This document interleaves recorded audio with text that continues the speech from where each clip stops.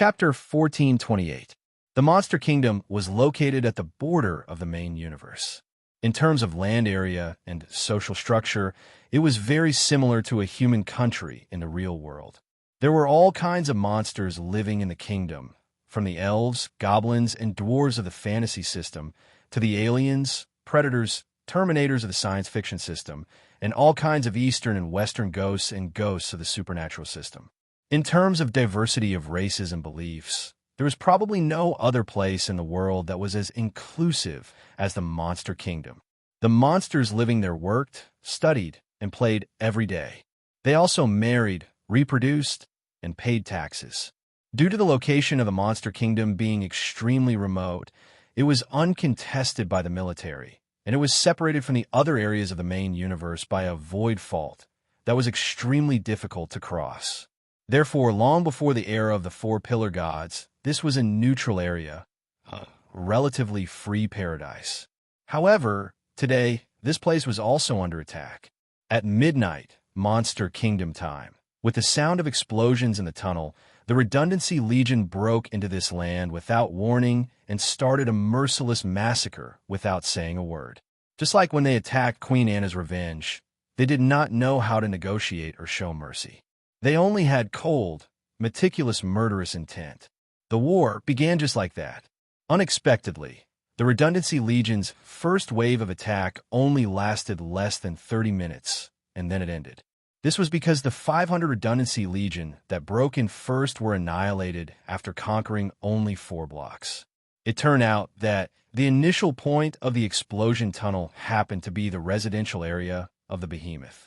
Although the Monster Kingdom was a neutral country, in terms of combat power, they were definitely not to be trifled with. Many of the normal residents here could go to low-level scenarios and become bosses. If there were civilian experts, it was hard to say how strong they would be. Moreover, other than the basic combat power of living creatures, the Monster Kingdom also had Star Wars-level hardware, Layers-level magic power, and a large number of black technologies that belonged to an unknown system. For example, Orquan Desi was also a resident of the Monster Kingdom. Although his combat power was average, the weapons and equipment that he forged could give a very weak race amazing combat power. All in all, this uncontested land was not so easy to deal with. However, the Redundancy Legion was not the kind of army that would give up. Before dawn, a new round of attacks had already arrived. After the first wave of probing, the tactical control modules of the sweeper captains, who were in charge of mobilizing the small fries, immediately came up with a countermeasure. For the second wave of attacks, they directly mobilized more than 50 sweepers and 50,000 redundant troops. They used more than 20 explosive tunnels to launch simultaneous attacks from all over the Monster Kingdom. This time, the residents could not hold on any longer. Fortunately, the kingdom's government responded in time. They immediately used the emergency broadcast system to inform the entire country's citizens. Oh no, the monsters to take refuge in the government office, equivalent to the Kingdom of Monsters. At the same time, the king personally gathered the strongest warriors in the country to form a temporary army to defend the country and prepare to fight against the redundant army. Believe it or not, the king of the Monster Kingdom was elected by the people, and the current king was a pile of poop. Of course, poop was just a casual term. As a monster, it naturally had a name. Its official name should be the _Christmas_poo. As for its appearance, it was a dark brown pile of poop that was standing vertically. Its size was similar to that of a normal person's poop. At the top of its head, it could be regarded as a head for the time being. There were 2 eyes and a mouth, and 2 small hands on both sides of the poop body. There was also a small Christmas hat on the top of its head. The king's name was Mr. Hanky, and he came from South Park. He had an alcoholic wife and 3 children who were still in elementary school. He was good friends with Jesus and Santa Claus. Presumably, when people saw his hometown, they thought the Monster Kingdom was in the bag. Yes, as one of the quasi-gods in South Park, Mr. Hanky was very strong. His ability to control poop could create poop out of thin air and turn it into anything at will, including a poop plane, a poop tank, a giant poop weapon, and so on. This was very similar to Green Lantern's ability, but Mr. Hankey's ability did not require willpower as the energy source. In addition, Mr. Hankey could also directly use poop as a destructive substance to attack the enemy. For example, he could gather a huge amount of poop and blast it at the enemy in the form of a tsunami or a tornado, using the purest acceleration to destroy the enemy's body. All in all, the king's strength was not to be underestimated, and the warriors he gathered were no ordinary people. The Ghost 8 collection of the Ghost Power Company all came out. Several high elf princes who were proficient in all kinds of weapons and magic also volunteered. There were also several ancestor-level characters from the Penishade Dragons, elite warriors from the Iron Blood Tribe, ancestor-level bosses from the Blood Clan and the Werewolves, and so on. This group of demons and ghosts working together was no laughing matter. Even though the Redundancy Army had a huge advantage in terms of numbers, and they had already surrounded all the monsters in the government office at the center of the kingdom and launched a wheeled siege, until sunrise, the Redundancy Army was still unable to break through the defense circle of the Royal Army. Not only that, the Redundancy Army had paid the price of 25 sweepers and almost 30,000 Redundancy Army soldiers. Just as Mr. Hankey was considering whether to counterattack or not, something unexpected happened. It was the darkest moment before dawn, and the Redundancy Army suddenly stopped their relentless attack.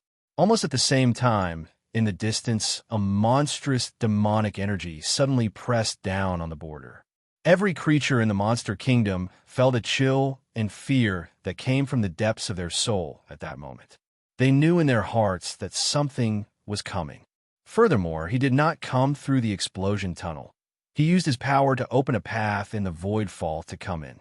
In the entire main universe, only one NPC could do this.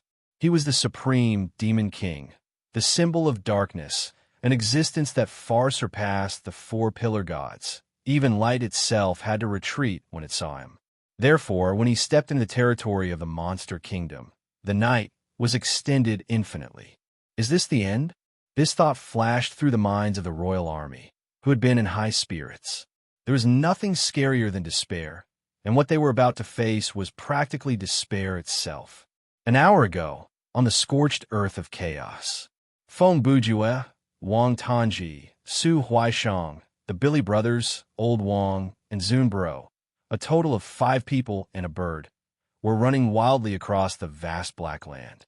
In the sky behind them, there was a black mass of Redundancy Army soldiers that stretched as far as the eye could see. Are you kidding me?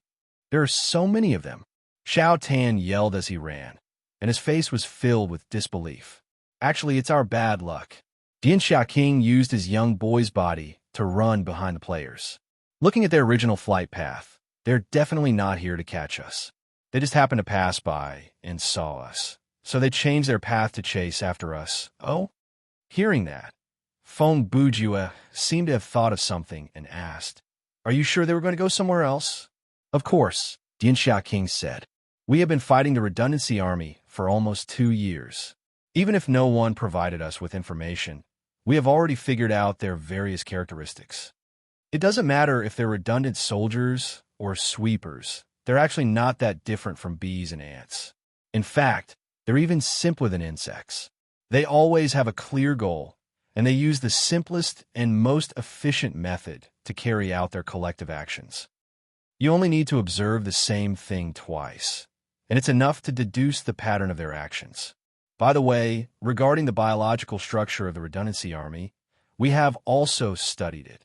The Count of Script, who flew above Dian Xiaoqing, added, "After many vivisection experiments, I can say with certainty, the modified Redundancy Army will not disintegrate into data fragments after they are fatally injured. They will leave behind a body with flesh and blood like a normal creature, and the body will carry the characteristics of the creature that provided them with the genetic data." Let me guess. Feng Bujue narrowed his eyes. Your so-called dissection always ends with brain eating, right? Sometimes it ends with brain eating, the Count of Script added. But that is not the main point. The main point is we know them very well in every aspect. Feng Bujue nodded. Fine, as long as you can confirm it. He paused before asking. Then, Where do they plan to fly to? Can you tell me? Once he said that, everyone understood what he was going to do. Huh. After giving it some thought, Su Huaishang smiled. That is a good idea, but I don't think that is a good idea. The next second, Billy's muffled voice came from inside Bill's body. Based on the number, they are most likely on their way to some kind of attack mission. If you go to their destination, you will be heading toward the battlefield. That's right, Feng Bujua said as he slowed down. Since it is a battlefield, there will be a battle, and a battle requires at least two parties to start. And these two parties, Xiaotan caught up to his train of thought and said, if one party is confirmed to be the enemy, then the other party. Before he finished, he turned to his brother Ju. The enemy of my enemy is my friend. Feng Bujue very tacitly finished Xiao Tan's sentence. I have an idea as well.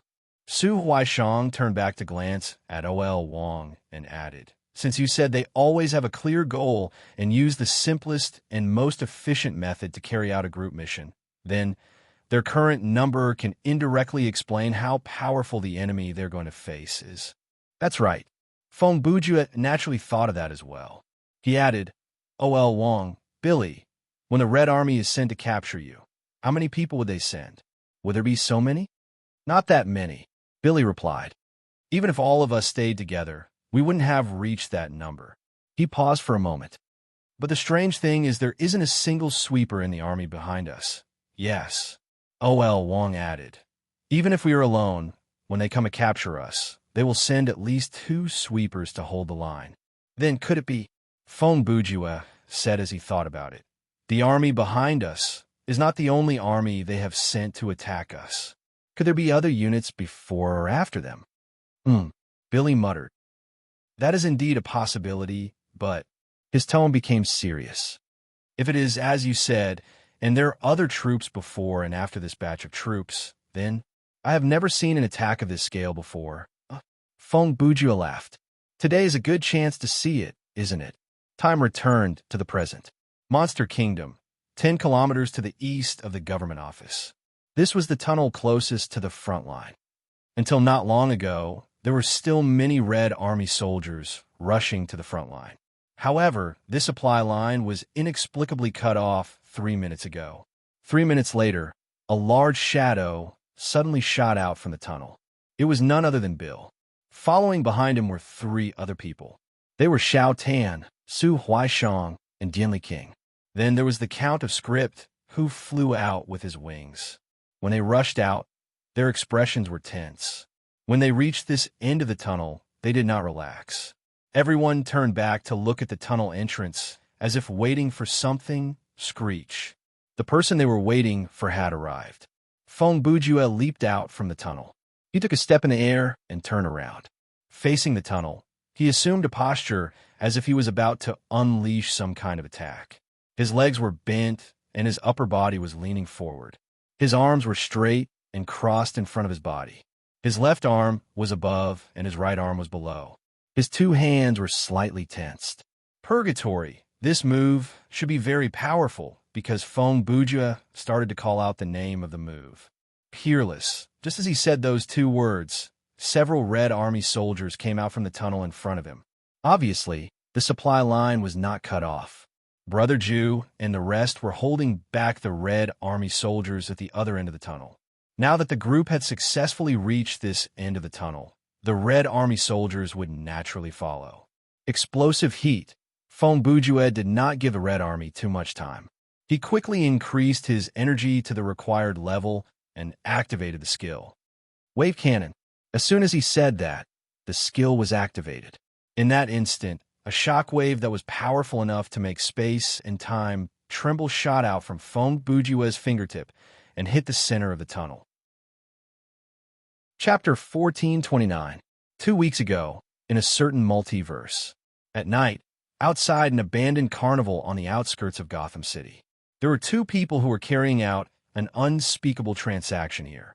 As the light gradually dimmed, the Kongtong seal and the Heavenly Spirit's Earthly Fiend's box were reduced to dust in Dr. Manhattan's left and right hands. It's done. Then, Dr. Manhattan used his usual calm tone to tell Feng Bujue yes. Brother Jew was standing 2 meters away from the doctor. Hearing that, he quietly felt the changes in his body and said, "But I don't seem to feel anything special." That's normal. In the end, it's only your projection that has undergone this change, and not your real body that exists in some other distant dimension, Dr. Manhattan replied. In fact, you should be thankful for this. If your real body had undergone the change just now, you would definitely have experienced great physical pain. Brother Jew muttered to himself and looked down at his body using the data view. If you look at it, I can see that the data strength has been greatly improved. To be specific, your body density has now stabilized at a very high value. Even without any protection, you can withstand most conventional weapons in the human world, Dr. Manhattan continued. With your talent, I'm sure you'll soon be able to figure out how to control your strength. Also, the energy stored in the heavenly spirit earthly fiend box has become a part of you. Your resistance and control of non-material attacks, such as magic spells, curses, and pure energy has increased significantly. That's right, Dr. Manhattan continued. With your talent, I'm sure you'll be able to figure out how to control your strength. Also, the energy stored in the heavenly spirit earthly fiend box has become part of you. While the doctor explained, Feng Bujue had already opened the game menu and started to check his inventory and equipment. Since Dr. Manhattan was paying attention to his every move and psychological change. After the first part of the explanation, the doctor continued, with regards to the items that have appeared on your body, they are all due to some kind of space-time reversal effect caused by the Kongtong seal. The theory behind this effect, even I cannot explain it. I only know that the particles of this Kongtong seal do not belong to any of the universes that I know of, and the items that it traces back seem to come from many different universes. This phenomenon is beyond the scope of all the theories that I know of. As Feng Bujue listened to the doctor, he finished his inspection. Unfortunately, the result gave him a headache. Brother Jew had thought that the Kongtong seal would be able to recover the items that were removed by X-23 and refused to be recovered by the Dream Company. In other words, the items that were destroyed at the end of the scenario where he returned to Devil's Maw Island. But he was wrong. The Kongtong seal's retracing effect was not something that could be accurately set to a specific point in time. If that was the case, he could rewind further and find all the items that he had lost, like the blade of must penetrate that was destroyed by the Mad Eye, the one-hit kill pistol, the contrametal, and so on. The strategic value of these items was much higher than the equipment that he had lost. In reality, the Kongtong seal's retracing effect was randomly selected from the timeline that his character had been through. Therefore, Feng Bujue had obtained the following items: Mario's wrench, children's baseball bat, tattered bat cape, decayed residue, marijuana X2, immovable mountain, and power gloves. Perhaps it was a coincidence or some kind of limitation by the system, but of these items, none of them were related to the plot. Of course, that was not the main point. The main point was basically most of these items were trash. First of all, Mario's wrench had a medium attack power, a fire attribute, and a special effect that had a chance to inflict heavy damage to the head. In the early stages of the game, this was naturally a very powerful weapon, but now, in an environment where players were around level 50, the weapons of the players were basically strong or extremely in terms of attack power. This was because when faced with a bunch of strong or extremely defensive equipment, a medium attack power would be weaker. Furthermore, the special effects of high-level equipment were generally much better than this. Even if it did not have any attributes, it would still be stronger than this. Secondly, the children's baseball bat was a normal quality weapon that had no attack power, attribute, or special effect. It was made from rubber, and it was just a toy. In the early stages of the game, it had suffered the fate of being sold by Brother Jew, and now it was even worse. Then there were the tattered bat cape, marijuana X2, and power gloves. These three items were unable to be taken out of the scenario, but were not considered plot items. However, because Feng Bujue had once possessed them in the scenario, they had been retraced. In terms of attribute, the cape was also a no item. As for the marijuana, it was just a normal marijuana item, and the players could not use this high item because the system would not allow the players to experience the effects of drugs in the game. As for the power gloves, it was a bit unclear. Its quality was tattered, its defense was weak, and it had no defense attribute at all. Its special effect was, in the secondary dimension of the world without games, the power glove had the ability to control the matter there like the law of causality, but whether it could work in other places was still unknown. Lastly, there was the molted residue. If anyone still remembered, this was something that would be produced after the magical disintegrator failed to create an item. In other words, it was a complete piece of trash. In conclusion, Fong Bujua traced back all the items, and there was only one useful item, and that was the immovable mountain. During the semi-finals of S2, Brother Ju had used Bai to blast this orb out and defeated Lin Yin in one hit. Now that he had recovered it, it meant that he had gotten back an extra skill that could be used to defend himself. If necessary, he could even use it as an ammo, so it could be counted as a reward for him. "You seem to be a bit disappointed," Professor Manhattan said after seeing Brother Ju's reaction. "Ah, it's okay," Fong Bujue replied as he focused his attention on his skill bar. Then there was a clear change in his expression. After being cleaned up by number 23, the Dream Company had only restored 2 skills for Fong Bujue, which were Jeppo and Rankyaku.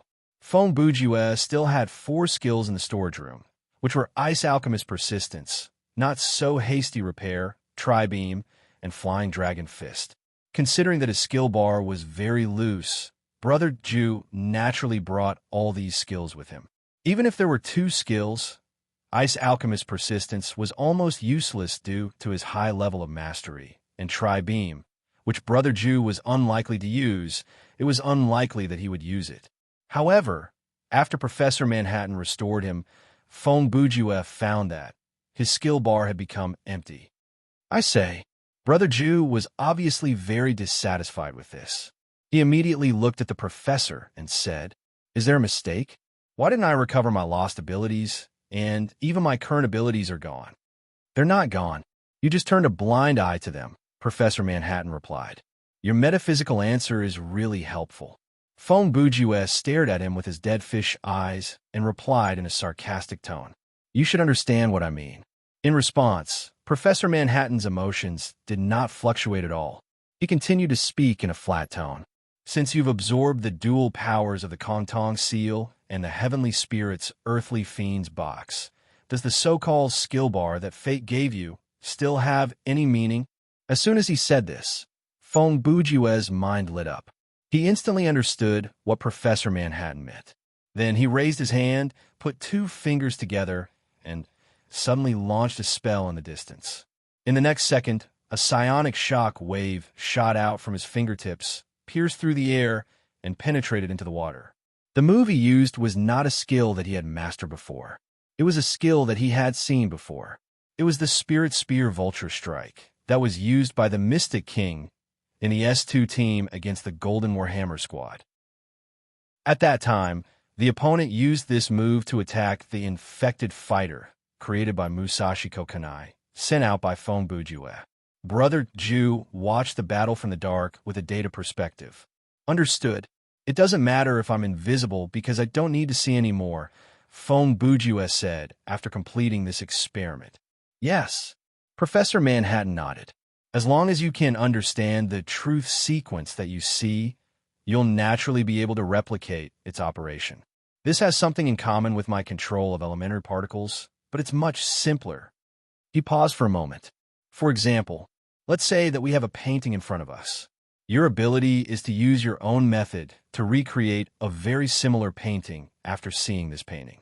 On the other hand, I'll have to start from the paint of the painting, the composition of the canvas, and even the original artist's every brain cell, as well as their various emotional experiences in the timeline. Okay, you don't have to tell me about the quantum observer level." Fong Bujue did not intend to let the professor finish. "Unless I become an existence with the same ability as you, it'll be a waste of time." Professor Manhattan pondered. "So are you satisfied now? The deal is made." Fong Bujue gave a definite answer. "But there's a small matter outside of the deal that I'd like to ask for your help." As he spoke, he took out the battered bat cloak from his backpack. This, I'd like to ask you to keep it for me for the time being. Keep it for me, Professor Manhattan asked. So, who am I going to give it to after this? Brother Jew smiled at him and said in English, "You tell me." Professor Manhattan was silent for a few seconds. Then, he looked at Fong Bujue and said, "I understand. I'll give it to him." Now, in the main universe, the Monster Kingdom, Fong Bujue's unparalleled Inferno heat wave cannon blasted the explosion tunnel. When one did not know how to close a portal, it was undoubtedly a good idea to use this kind of power that could shatter space and time to crack it by brute force. When the tunnel exploded, more than half of the monsters that had just crawled out were immediately crushed by the space-time singularity. The remaining monsters did not hesitate to attack Brother Jew, who was a few meters away. Even though Fong Bujue had just finished his attack, he was not completely helpless. Even if he did not rely on others, he had at least 3 to 5 ways to deal with this wave of attacks. However, since he had already made the arrangements before the operation, he did not do anything else. Whoosh! At that moment, Xiao Tan and Su Huaishang both leaped into the air. Xiao Tan flashed behind Fong Bujue with lightning speed and grabbed Brother Jew by the waist. Then, with a step, the two of them disappeared into thin air. At the same time, Su Huaishang unsheathed her twin swords. Because she was equipped with the passive skill, left and right interfighting technique, Su Huaishang could use 2 different skills at the same time with both hands, provided the skill could be used with one hand. At that moment, she used Falling Flower and Flying Catkins. She used Blood Mist Wind in her left hand and Main E.T. Knock Slash in her right hand. The 2 slashes had different effects and attack ranges, and they each used the most suitable angle, speed, and strength to hit the redundant soldiers who were standing irregularly. When Su Huaishang finished her attack and slowly descended from the sky, the corpses of the monsters had already fallen to the ground 1 step ahead of her. Wang Tanji and Fong Bujue appeared behind Bill and Jianli Wang as if they had teleported. This was why Fong Bujue did nothing after he destroyed the tunnel, because before Brother Jew broke through the tunnel, he told his 2 teammates, "If there are any monsters that slip through the net and attack me after I use my skill, just in case, Xiaodan will be responsible for pulling me to a safe spot. Xiao Shang, you will go and kill the monsters that are chasing after me." After all, Fong Bujue was going to use unparalleled Inferno heat wave cannon. Even if his stamina and spirit power were very high, he still took into account the possibility that he would enter a state of exhaustion after using the skill. That was why he came up with this plan. Even though he was not in that state yet, due to his trust in his teammates and laziness, he did not do anything else after he used the skill. Impressive, impressive. After seeing Su Huaishang's performance, Fong Bujue could not help but praise her. "Every time we meet again, after a period of time, your strength will increase noticeably. To be honest, I really admire you." Isn't that something to be expected? Su Huaishang, who returned to the surface, did not show any joy at Fong Bujue's praise.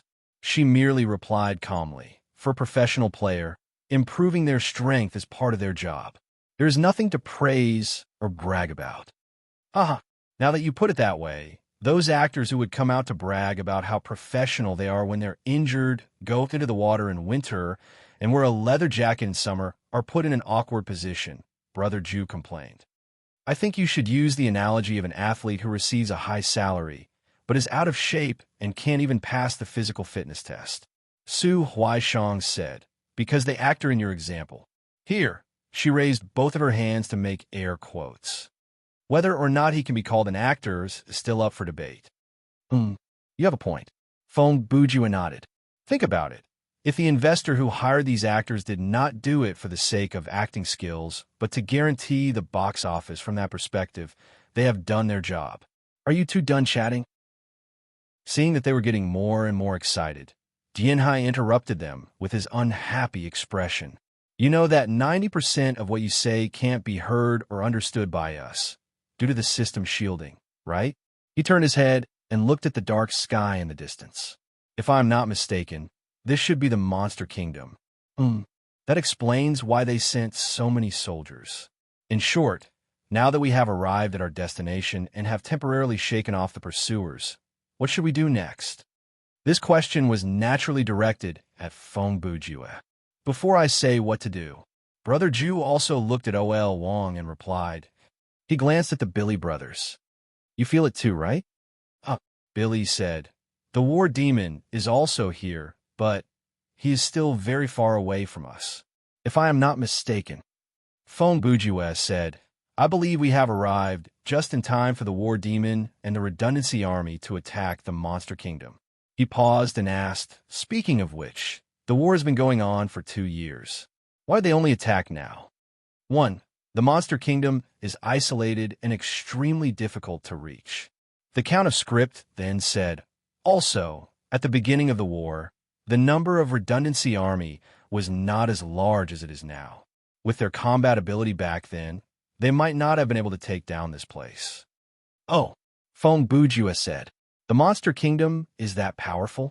In terms of individual power, the monster kingdom is far stronger than any of the 4 pillars of divinity, the Count of Script said. However, the citizens of the kingdom are content with their lives here and have no intention of getting involved in the power struggle of the main universe. From the perspective of the 4 pillars of divinity, this borderland that is separated from the rest of the main universe has no value to occupy and is a hard bone to chew. So, at this time, Billy added, using the history of your world as an example, it's like, during World War II, Iceland suddenly had twice the combat power of the German army. Under such circumstances, I'm afraid no one would attack Iceland before the other battlefields were completely settled, right? Feng Bujue thought about it for a few seconds. Your example is very good, but does that mean? As he spoke, his eyes shifted. Now, the Monster Kingdom is the last stronghold of the main universe.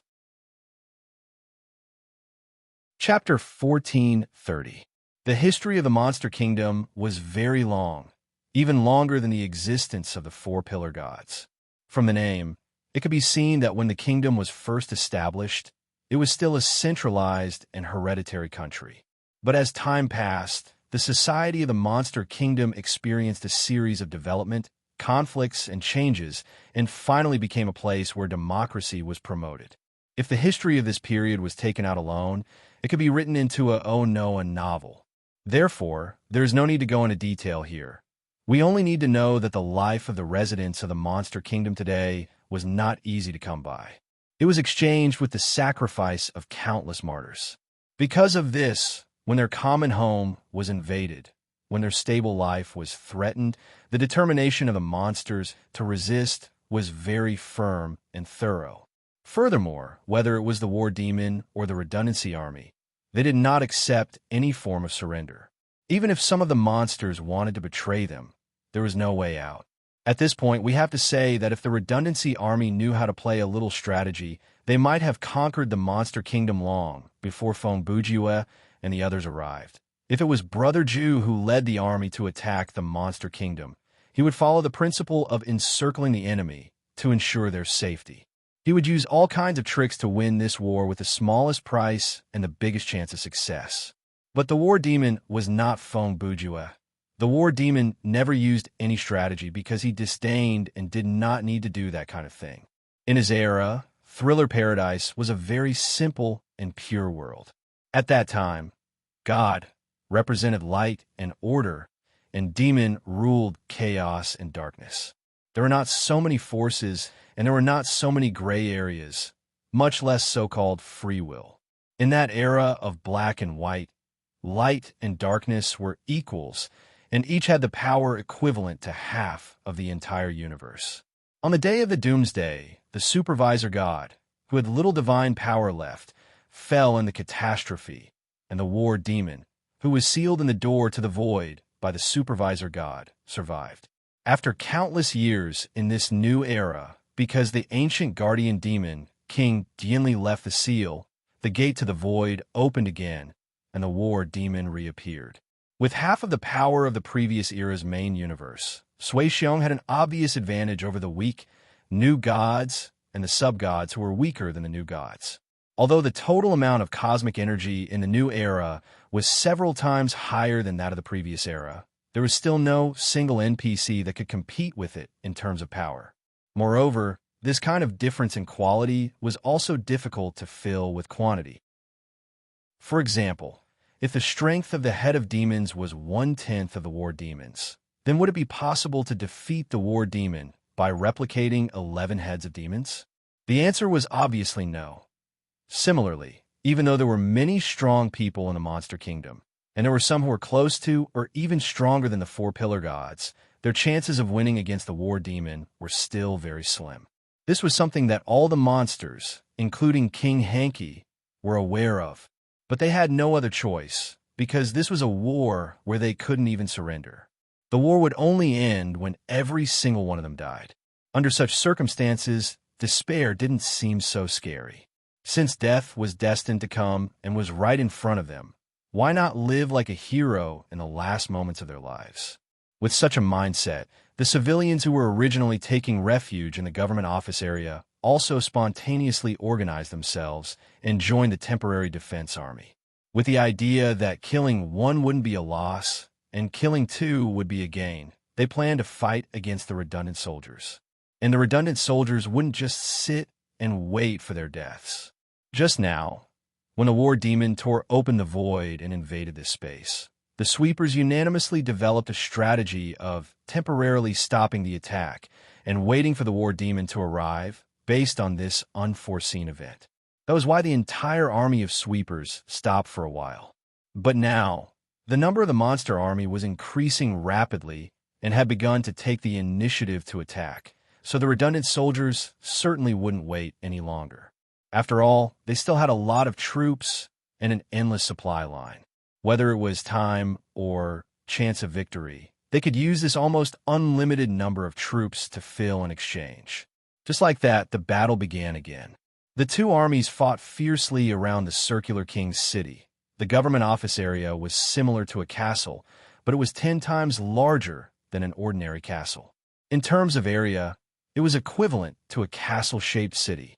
Bloody battles were taking place in the sky, on the ground, and even in the water and soil. At this time, it was supposed to be sunrise, but the sky was still dark and chaotic, and the ground had been dyed bright red.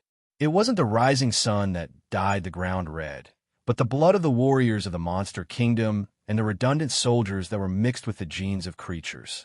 It wasn't the redundant soldiers that covered the sky that blocked the sun, but in the distance, the demonic energy that was emitted by a demon king. In the eyes of the people, there were broken limbs and shattered bones. In the ears of the people, there were roars and cries of agony. The murderous intent and terror that seemed to have materialized permeated the air, driving everyone present into a frenzy. This was war, a tragedy that was accompanied by fear and death, pain and absurdity, but it was also a tragedy that people couldn't look away from. Mr. Hanky, the zombies can't hold on any longer. Mr. Hanky, the werewolves are gradually losing their minds, and they are starting to hurt each other.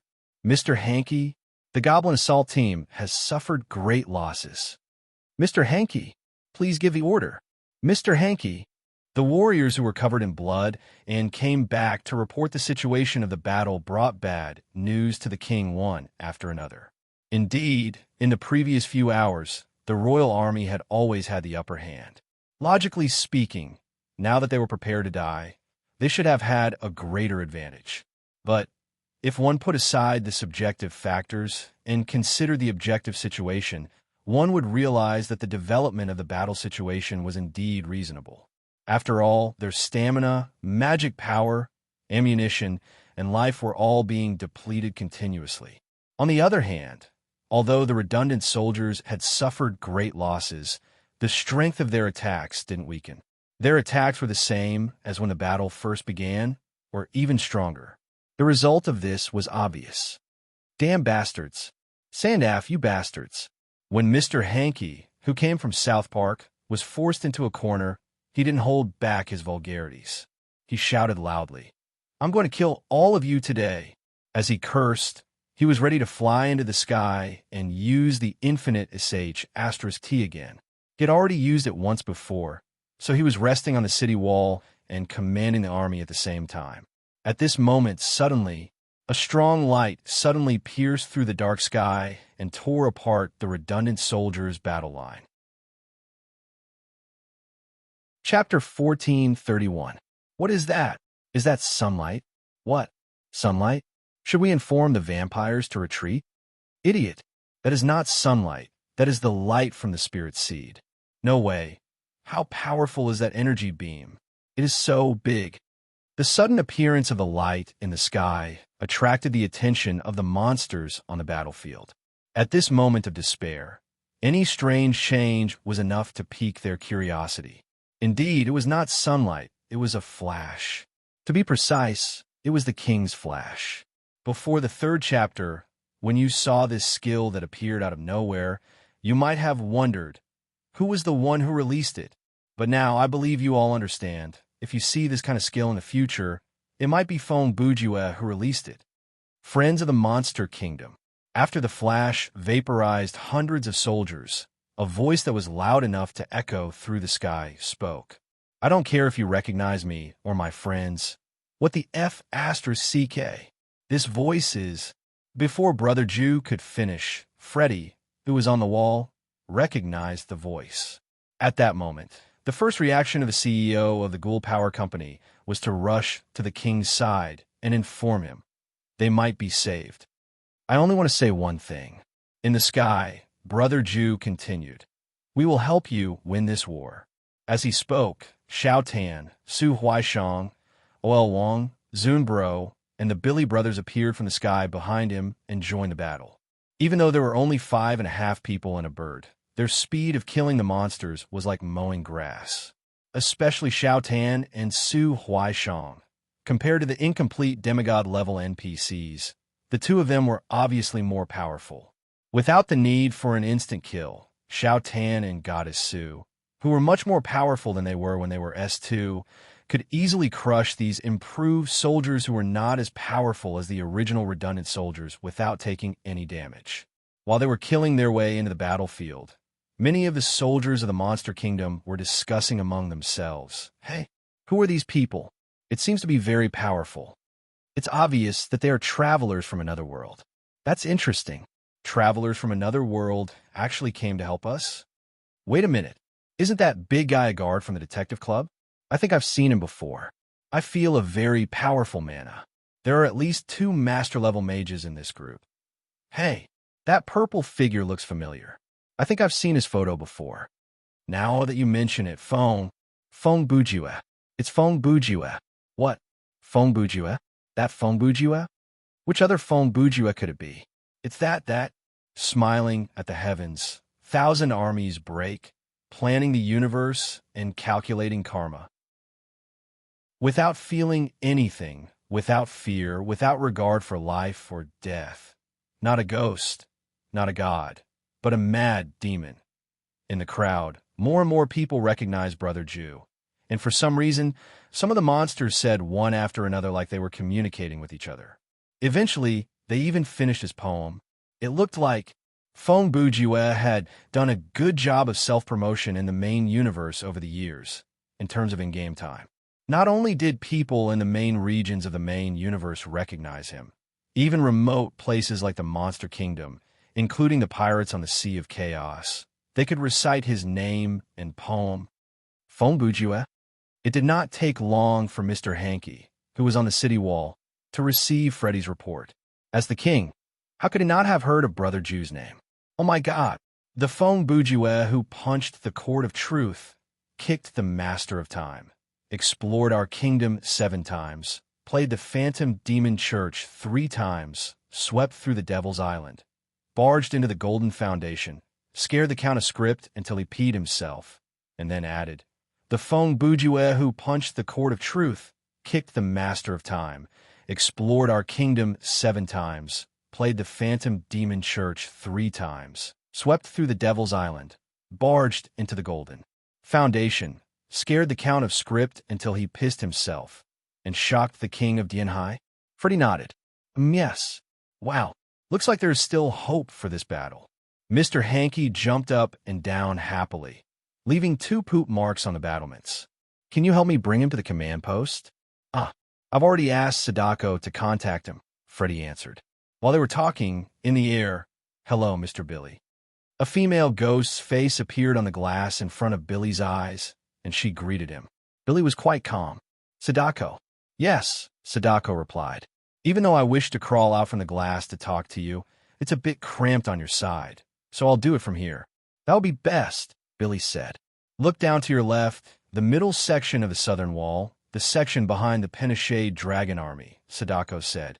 "I see it," Billy said. "What's going on there?" "The king is there, and he wants to meet you," Sadako replied. "Understood," Billy replied. "We'll be there right away." "Okay, then I'll go first," Sadako said, and her figure disappeared from the surface of the glass. As soon as she left, Billy raised his voice and said to Brother Jew, who was about 10 meters away, "You heard that, right?" Very clearly," Fong Bujua replied. "I'm waiting for them to contact me. They didn't need someone to come over and greet them before they could go down. First, there were too many high-intensity data below, and some of the data would increase and decrease during battle. Even with Brother Jew's data perspective, it was difficult to determine the king's exact location. Second, even though Brother Jew had already loudly expressed his position through the deceitful pocket watch, the monsters had not given him a clear response, so he could not approach them rashly. Now, since the other party had sent someone to invite them over, Fong Bujua immediately called his companions and quickly flew towards Mr. Hankey. Along the way, because Mr. Hankey had already given the order, no one stopped them. About 10 seconds later, the group landed in front of Mr. Hankey. "Howdy ho!" Mr. Hankey raised a small hand and made a drawing a rainbow gesture to greet Brother Jew and the others. "Hello, guest from afar. I'm the current king, Mr. Hankey." The moment they saw him, Xiao Tan and Su Huaishang's expressions became strange, and they both subconsciously took half a step back. "Hello, Mr. Hankey." Fong Bujua was very calm, because he already knew who Mr. Hankey was. "I'm Fong Bujua." After introducing himself, Brother Jew introduced his companions one by one. Actually, Mr. Hankey had heard a few of them before, but he had never met them in person. After a brief exchange, Mr. Hankey went straight to the point. "Children, based on the current situation, I don't think we have time to beat around the bush. I'm very grateful for your help, but I still want to hear what specific plan you have to change the current situation." Fong Bujua nodded and did not waste time. He replied directly, "Actually, on our way here, we've already completed the first step of the plan. What we need to do now is to announce this matter through you, the mouth of the king, and let the warriors reignite their hope for victory." "Oh, what have you done?" Mr. Hankey asked in an expectant tone. Fong Bujua smiled and replied, "We've already cut off 3/4 of their supply line." Chapter 1432. Fong Bujua lied. This was actually something that was easy to see. Indeed, he had shut down many of the blast tunnels before coming to the government district. After an experiment, Fong Bujua found that the unparalleled Inferno heatwave cannon did not consume as much energy as he had imagined. Of course, that had something to do with his current physique, which would be explained later, but he definitely did not shut down 3/4 of them. In fact, he himself did not know the total number of blast tunnels and was merely following the flight path of redundant troops, leading his companions to find and ambush several troop deployment points closer to the government district. Taking a step back, things like the blast tunnels could be reactivated as long as they took some time to prepare. Therefore, the concept of cutting off the troop line did not exist in the first place. At most, it was reducing the speed of the enemy's troop movement for a certain period of time. Whatever the case may be, Fong Bujua's lie still played its intended role. After Mr. Hanji announced the news, the Royal Army soldiers were indeed rekindled with hope, and the rhythm of the battle changed as well. The warriors who had almost lost their minds regained their rationality, while those who were already on the losing end calmed down and retreated for the time being. Some of the soldiers who were already exhausted rejoined the battle after some rest. The enemy's numbers will be reduced or even wiped out. As long as we hold on a little longer, the offensive will weaken. Such thoughts spread rapidly within the army, becoming the light of hope in a hopeless situation. Just as the morale of facing death with equanimity was waning, the power of hope joined in at the right time, reinvigorating the royal army's morale. Still, in the end, it was just a stopgap measure, a means to buy time. To solve the problem from the root, they still had to rely on, I need weapons of mass destruction. Fong Bujue did not beat around the bush, stating his request directly to Mr. Hanji. Son, I am a weapon of mass destruction, Mr. Hanji said honestly. Mr. Hanji was also telling the truth. In fact, many of our warriors are as strong as I am. But as you can see, as long as the number of the enemy reaches a certain level, and there are more troops coming in, our level of damage can only have a limited effect. That's why I need weapons of mass destruction on a larger scale. Brother Ju continued, what I want is a power that is 10 times or even 100 times stronger than yours. The kind of power that you will take the initiative to seal, the kind that may destroy your own power if you're not careful, the kind that you feel is more dangerous than an army. Oh my God, Mr. Hanji sighed. Son, if I had that kind of thing, I would have used it a long time ago. What reason do I have to hide it when the whole country is about to be slaughtered? Actually, Freddie stuttered at this moment. From the looks of it, it was obvious that he knew something, but he couldn't say it out loud. What? Mr. Hanji also looked at him in confusion. If you have something to say, say it. Your Majesty, there's something you don't know. Freddie said, that kind of thing actually exists. Huh? Mr. Hanji was also stunned. Why didn't I know? We usually don't tell the king about this. Freddie shrugged. You know, after all, the king will change sooner or later, but the elders and ancestors of the kingdom won't. That sounds so *king reasonable, Mr. Hanji said. Mr. Hanky continued. Then, what is the secret that even the king is not allowed to know? The well of reincarnation. Before Freddie could answer, the Count of Script answered first. As expected of the Count of Script, Freddie, who had planned to reveal this, naturally had no reason to deny it. You even know about this, so? I don't even know about something that outsiders know? Mr. Hanji seemed a bit depressed. Oh, *CK, that's too good. As he cursed, he took out a cigarette from behind and lit it up. Even though the Count of Script was in a difficult situation, it was important to remember. In terms of setting, he was the quasi-god who represented knowledge in the new era. He knew almost everything about the main universe. The well of reincarnation is the cornerstone of the monster kingdom's existence. The Count of Script did not have time to bicker with Mr. Hanji, so he went straight to the point. All the creatures that live on this land, no matter how long they live, at the moment their lives end, they will enter the well of reincarnation. The life source of the creatures that are born here actually comes from that well.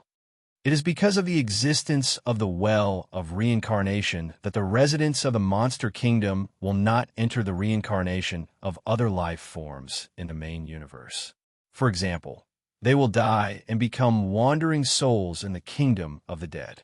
And the power of the well of reincarnation is self-explanatory. Hey, you could have told me this on the way here. Fong Bujue could not help but grumble. On the way here, you didn't even mention anything about a weapon of mass destruction, the Count of Script replied. The Count of Script replied, seeing how confident you are, I thought you had some way to deal with it. He paused for a moment. Besides, all I know is the information on the settings. I read it all in ancient scrolls. I don't know how to obtain the power of the well of reincarnation and how to use it. Brother Ju heard that and then turned to Freddie. Do you know about Disfigured Face? I have a name, okay? Freddie said. What kind of name is Disfigured Face? Stop wasting time. Do you know about Child Abuse Pervert? Fong Bujue could keep changing his nickname to play with Freddie for the whole day. I know about the same as the Count of Script, but it might not be as detailed as the information he got from the scrolls. Freddie said. After all, we only know about this through word of mouth. Sigh. What's the point of having a piece of trash like you who can only wipe his ass with his left hand? Brother Ju shook his head. Don't go too far. I could take off my gauntlet, Freddy said as if he was really going to take it off. Fine, I'll think of something myself. Feng Bujue ignored him and turned to look in another direction. There's a saying, nothing ventured, nothing gained. I'll go in first, and then we'll play it by ear. Hey, wait. Freddy saw Brother Ju's action and exclaimed, How do you know the well of reincarnation is at? Underground at the center of the royal city. Feng Bujue cut him off and said, It's simple. When I looked down from the sky, the strongest energy reaction was not outside the city, but inside the city, deep underground. It's because I saw this. That's why I asked if you guys have any hidden trump cards. Chapter 1433. Opening the seal of the Well of Reincarnation was supposed to be a very troublesome matter. The secret space hidden under the royal city required the presence of at least 7 ancestor-level monsters or elders of the monster kingdom. The 7 people had to perform a ritual together before it could be opened. Fortunately, due to the current situation the kingdom was experiencing, the high-level monster bosses had basically all gathered together. Not to mention 7 elders, even 17 of them could be gathered. Plus, the situation was critical and time was pressing. There would be no opposing voices to stop Brother Ju from jumping into the well. Therefore, in just 10 minutes, Feng Bujue and the others had arrived at the entrance of the Well of Reincarnation. Brother Zun will be here to meet me. The rest of you should go outside and defend the city wall. Before he left, Feng Bujue naturally had to explain. If the city has been taken down before I return and everyone is dead, then there will be no point for me to come here. Brother Ju, can you? Xiaotan looked a little worried. There are so many elders, but none of them know what's going on under the well. I think it's a bit risky for you to go. How about I go in with you? Su Huaishang suggested. If there are 2 of us, there's still room to maneuver if something unexpected happens. There's no need for that, Feng Bujue replied. Even if you want to find someone to go with you, Xiao Tan is more suitable than you in terms of the role's ability. With your combat power, it's a waste not to go out and kill monsters. Xiao Tan was just about to say something. Brother Ju interrupted him again. But I don't want you to come with me, because if I fail, your power of time and Black Flame will be the only remaining means to fight against the war demon. Hey, don't suddenly tell me to go and kill the strongest boss in the universe. Just thinking about it makes me feel pressured. Xiao Tan complained sincerely. In fact, Xiao Tan was very strong, but he was still a hair's breadth away from those supermasters. This hair's breadth was that he did not have the will to fight. Due to his gentle and kind nature, he had a certain resistance to the act of killing. Unlike those who could enjoy fighting, Xiao Tan was very passive in this regard. Therefore, even though his potential and raw power were fully qualified to be among the top masters in Thriller Paradise, because he did not have the desire to pursue fighting and become stronger, he basically would not have the idea of fighting the war demon alone and try to kill it. I'm just saying. Feng Bujue knew Xiao Tan very well. He did not want the latter to shoulder the burden that he did not want to shoulder, so he always used that casual attitude to state the worst possibility. While building up the psychological barrier for his friend, he was prepared to take on the harshest challenge. Don't worry, I will return with the power I need. But before that, you will have to work hard. Humph! Even without you telling us, we will work hard. Hearing that, Dianhai King scoffed. You just casually tossed us a burden that is as big as a mountain to carry. That is indeed your usual way of doing things. Billy laughed. Bill also made a timely expression. Okay, I will give my all as well. Xiaodan looked like he was greatly encouraged. He was indeed the most naive and gullible. Since you said that, I also promise that I will hold on until you return, Su Huaishang said seriously. I believe that with everyone's power, the Monster Kingdom, this is the last line of defense of the main universe. It will not be destroyed today. You are all quite confident. At this time, only the Count of Script did not join the surging atmosphere. Are you done? Go and defend. And you, jump. While you're talking, we might have lost another 100 people. After Zungu poured a bucket of cold water on them, everyone dispersed. Wang Tanji, Su Huaishang, the Billy brothers, and Dianhai King left the underground space and returned to the city wall to start the battle. And Feng Bujue, after staring at the mouth of the giant well that was glowing with a greenish-white light and was as deep as the abyss, he opened his arms and made a dashing leap of faith as he jumped into the well. The feeling of falling was strange. The feeling of wind brushing past his face, the feeling of gravity pulling on his body, the feeling of water or some other substance covering his body. There was none of that. It was as if all the sense of time and space had disappeared in that moment. At the same time, there were endless whispers, flashbacks, and pure emotions and thoughts. They poured into Brother Ju's mind. This feeling was like a carousel before death, but it was not his own carousel. It was the carousel of other people and even non-human creatures. It was only a few seconds, but this experience was enough to drive people crazy. But Feng Bujue felt good.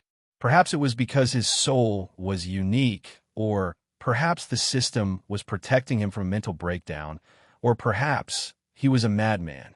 In this well, Feng Bujue felt like a fish in water, like he was using his soul to do a good bungee jump. When he gradually indulged in this pleasure and was about to lose himself, this strange feeling suddenly disappeared. When he recovered, he was standing in a giant space. There seemed to be an endless border around him, and he was surrounded by unknown substances that looked like spirits and glowed softly. Interesting. Feng Bujue, who had regained his consciousness, looked up. Above his head, it looked like an inverted abyss. Which world is inside the well, and which world is outside the well? Just as he was talking to himself, suddenly, an extremely penetrating male voice rang out. What does it matter where you are, where you are? You only need to know where you're going in the future, and that is enough. May I ask? Feng Bujue followed the voice and asked, "Who are you?" When he finished speaking, the other person's figure appeared. He saw a person, holding a long halberd, walking slowly towards him. He was tall and handsome, and his long hair fluttered in the wind. Among his black hair, there were a few strands of silver at his temples. Under his cloak, he wore pitch-black armor. The wind stains, asking the cold road, "Who drinks with me? Who dares to stand in the way?" The halberd returns, but the man does not return. Brother Ju did not expect that the reply he got was a poem. Yenguiren? Feng Bujue did not expect to meet someone who should belong to the Thunderbolt world here. Feng Bujue. Yenguiren also recognized Brother Ju. "I have been waiting here for a long time." "Oh," Brother Ju laughed. "You know me? And you knew I was coming?" Yenguiren did not answer his question, but continued coldly, "I have something to say." As he spoke, he swung the long halberd on his shoulder and got into a fighting stance. "Let's talk after the fight." Chapter 1434. On the battlefield, the battle had reached its climax. As expected, Feng Bujue's lie that they had cut off 3/4 of the enemy's troops was gradually losing its effect.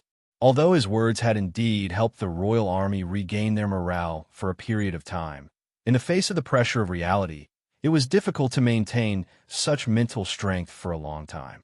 Of course, most of the soldiers of the royal army were already mentally prepared for this. They were not fools. From the very beginning, they did not completely believe Feng Bujue's words. Everyone knew that if the Redundancy Legion could open up the first rumble tunnel, they could naturally open up the second, third, and nth batches. Even if Feng Bujue was telling the truth, the final result would not change, because the enemy's troops would continue to arrive sooner or later.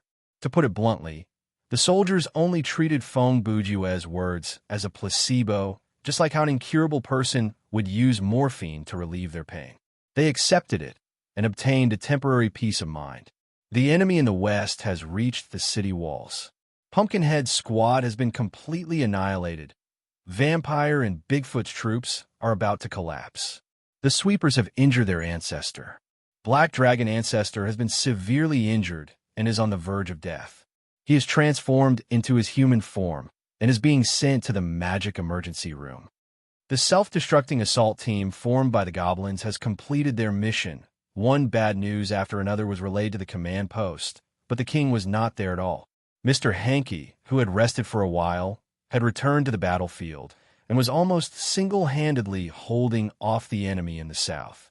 Indeed, there was no limit to his ability to control feces, but there was a limit to his stamina, and his ultimate skills had cooldowns. Under the attack of thousands of Redundancy Legion and 3 sweepers, even someone as strong as Mr. Hankey could only bitterly hold on. Fong Bujiwe's companions had also entered the battle and were scattered all over the place, fighting against the Redundancy Legion. In the sky to the east, Dianhai King had transformed into the form of an ancient guardian demon. It was like a giant bronze bell jar, combining physical and magical abilities to block the enemy's attacks. In terms of combat power, among the few NPCs that Fong Bujiwe had met, Old Wong was the only one who had not lost any power in the war. Unfortunately, his power was incomplete. Ever since he left the door to the void, Dianhai King had been in a recovery period. His appearance represented the extent of his recovery. During S2, he still looked like a child. Now, he looked like a teenager. If he wanted to recover to his prime state in the previous era, he would have to wait until he looked like a middle-aged man. To put it simply, Dianli King's transformation was actually overdrafting his strength. However, given the situation, he had no other choice. Looking to the north of the city wall, Billy Brothers and Shao Tan were fighting there. To be honest, Billy Brothers could only play a limited role in this battle because they could only rely on Bill's close-range combat ability to kill the enemy. Even though Bill's combat power was good, and he could take down one enemy with just a few punches and kicks, in this large-scale battle where the enemy outnumbered them, his killing speed was undoubtedly a drop in the bucket. On the other hand, Billy Brothers, who was good at illusion and spirit, was helpless against the Redundancy Legion that had no self-awareness. If he still had his body, he could still use his psychokinesis to participate in the battle. However, the War Demon had destroyed this possibility 2 years ago. As for Shao Tan, his killing speed was much faster than Bill's. After some exploration, Shao Tan had figured out the various ways to kill the Redundancy Legion with one hit. His attack was a typical assassin attack. He used the smallest price, the fastest speed, and the highest efficiency to kill the enemy instantly. But, even so, relatively speaking, his efficiency was still very low. In the face of the sea of Redundancy Legion that covered the sky like a dark cloud, this one-by-one method was definitely not as good as AoE. This was obvious, for example, if Mr. Hankey sent out a wave of feces and hit more than 20 enemies, 5 of them died and a dozen were injured. Even if those who were injured were ignored, he would still be able to kill 5 enemies in 2 seconds. On the other hand, Shao Tan and Bill's killing method was to move, attack, stop, look for the next target, move again, attack again. Not to mention that the enemies were not live targets. No matter how weak they would still have some reaction. Even if the enemies were a group of live targets, it would be good enough to maintain the speed of killing 1 in 4 seconds. In other words, using the one-by-one method, it would take about 20 seconds to kill 5 monsters. This was 10 times worse than Mr. Hankey's efficiency. In fact, this was the biggest problem that the Monster Kingdom was facing in this battle. In terms of individual strength, the Royal Army was definitely much stronger than the Redundancy Legion. In terms of one-by-one, as long as they did not go up against the sweepers, any of the Royal Army's warriors could win in a row. But how long could this winning streak last? 10 rounds was fine, but what about 100? 1,000? What if they had to face multiple Redundancy Legions at the same time? This question was like, how long could 1,000 martial arts masters last against a 1,000,000-strong army of the Imperial Court? War was not a duel. In a large-scale battle, AoE attacks were much more important than the ability to fight alone. Of course, AoE skills would definitely consume a lot of energy. If they could be used without limit, Mr. Hankey could single-handedly take on all the minions. The battle had lasted from dawn until now.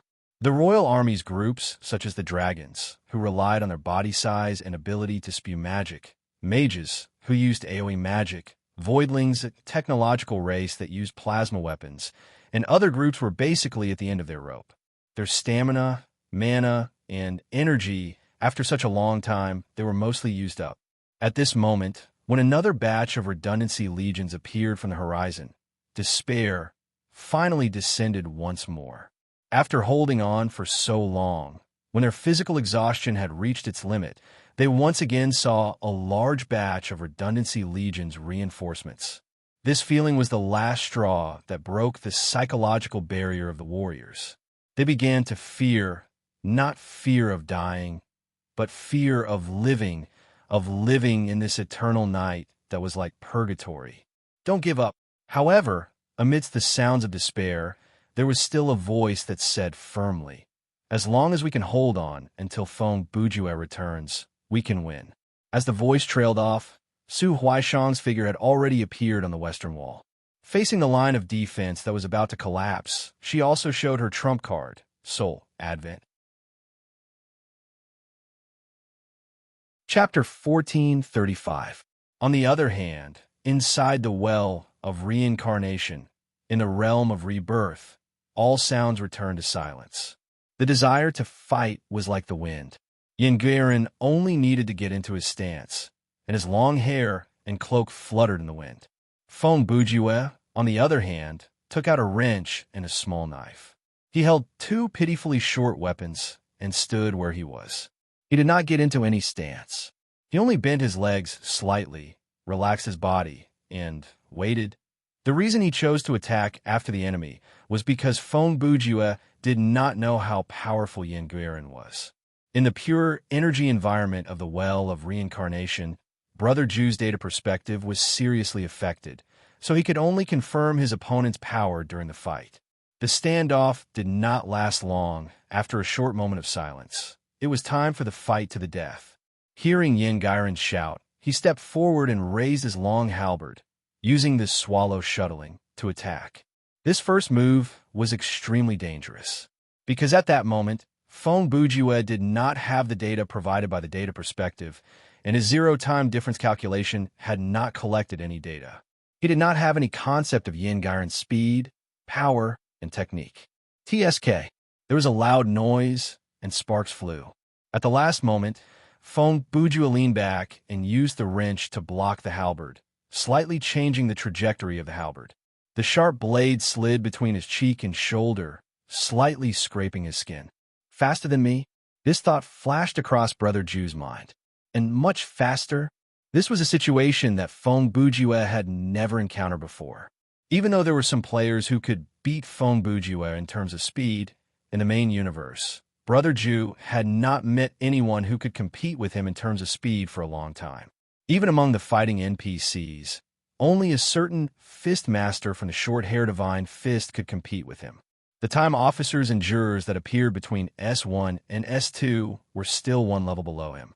Furthermore, Feng Bujue now had the power of Kongtong Seal and Tiangang Disha Box, so he should be faster and stronger than before. No wonder he is a character from the world of lightning. Feng Bujue soon calmed down.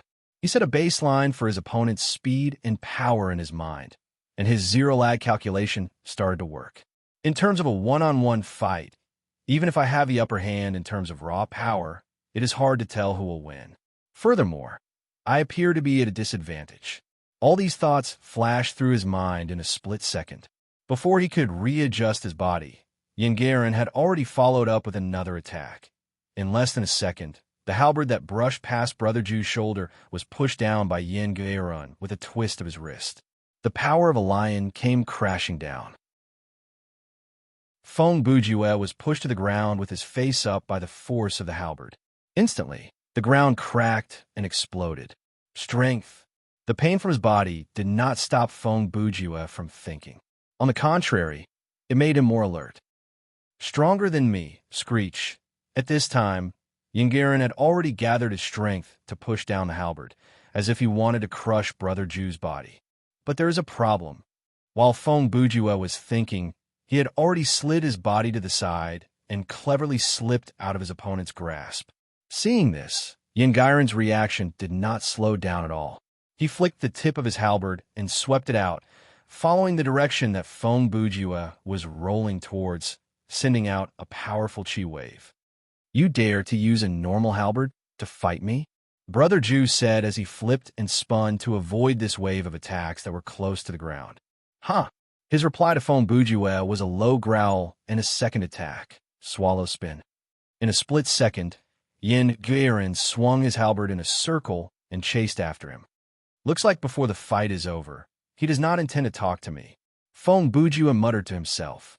Then he gave up on the idea of using words to confuse and test his opponent. No choice. I can only meet force with force. At that moment, a fishy and sweet smell filled the air.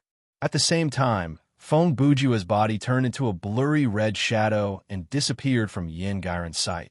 Name: Body Enhancement Spell of Spiritual Mastery. Skill card type: Active, Permanent. Skill type: Spiritual.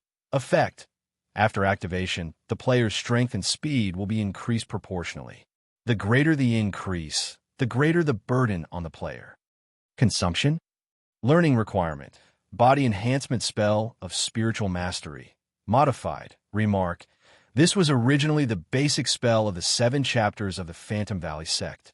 It was later modified by the 250th generation of the Phantom Valley sect to be more powerful. However, the burden on the user is also more severe. Later on, it was modified by a candidate with the surname Feng. The effect is even more extreme. Remember to use it with caution. The feeling of the container of the soul being compressed and burned. The feeling of the heart being overloaded like an overloaded water pump. After Feng Bujue activated the skill, he was finally able to extricate himself from his opponent's relentless attacks. If it was not for the fact that my body has been greatly strengthened, this skill would most likely remain in the theoretical stage. No, even now, I have to end this as soon as possible. As he thought of this, his body flashed and reappeared behind Yin Guirin. Under the effect of Body Enhancement Spell of Spiritual Mastery, Feng Bujue's speed temporarily reached a level that even he himself found difficult to control and react to. Therefore, he had absolute confidence that he would not be able to dodge this attack. Dang! After a short while, the sound of metal clashing announced the result of the attack. Yes, Yin Guirin could not dodge this attack. Therefore, he did not dodge it. Instead, he blocked it. It must be admitted that Feng Bujue's speed was unparalleled.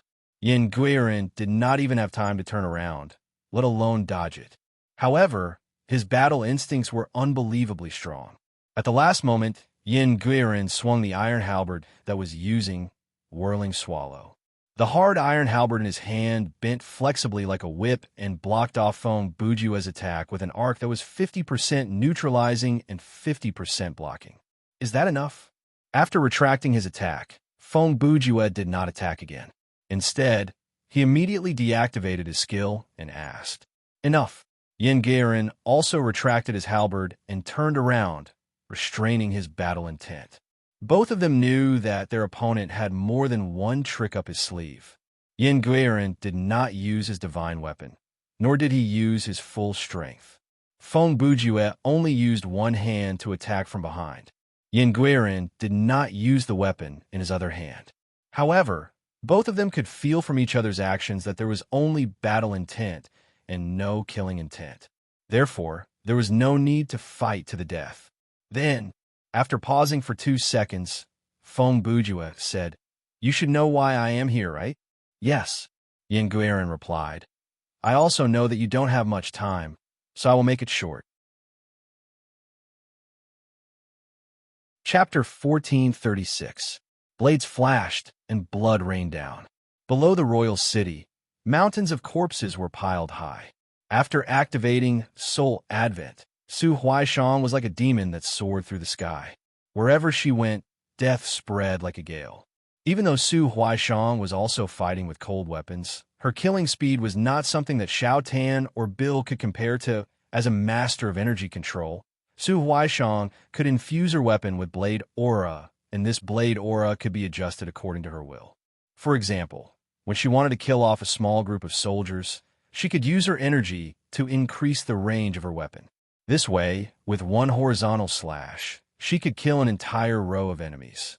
When she ran into sweepers, she could use her energy to increase the power of her attack, and with overwhelming force, she could kill them quickly. Right now, Su Huaishang, who was in the soul advent state, could use far more energy than she could in her normal state. She had almost single-handedly turned the tide of the battle around. On the other hand, since earlier, Xiao Tan and the Billy brothers had given up on the inefficient method of clearing out the enemy troops. Instead, they started to target the sweepers. Obviously, this was the most logical strategy.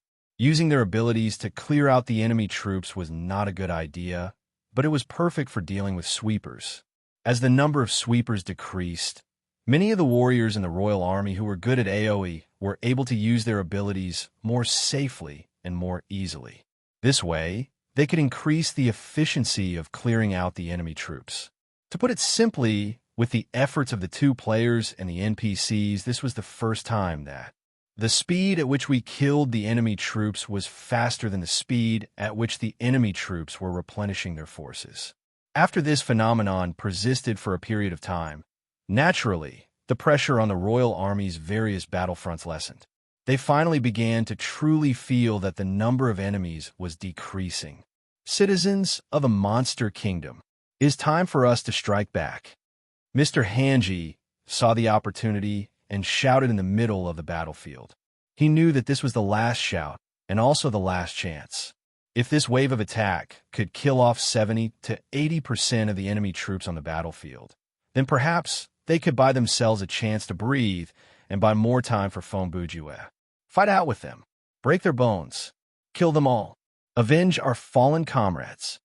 Beastmen will never be slaves. Roar for the monster kingdom.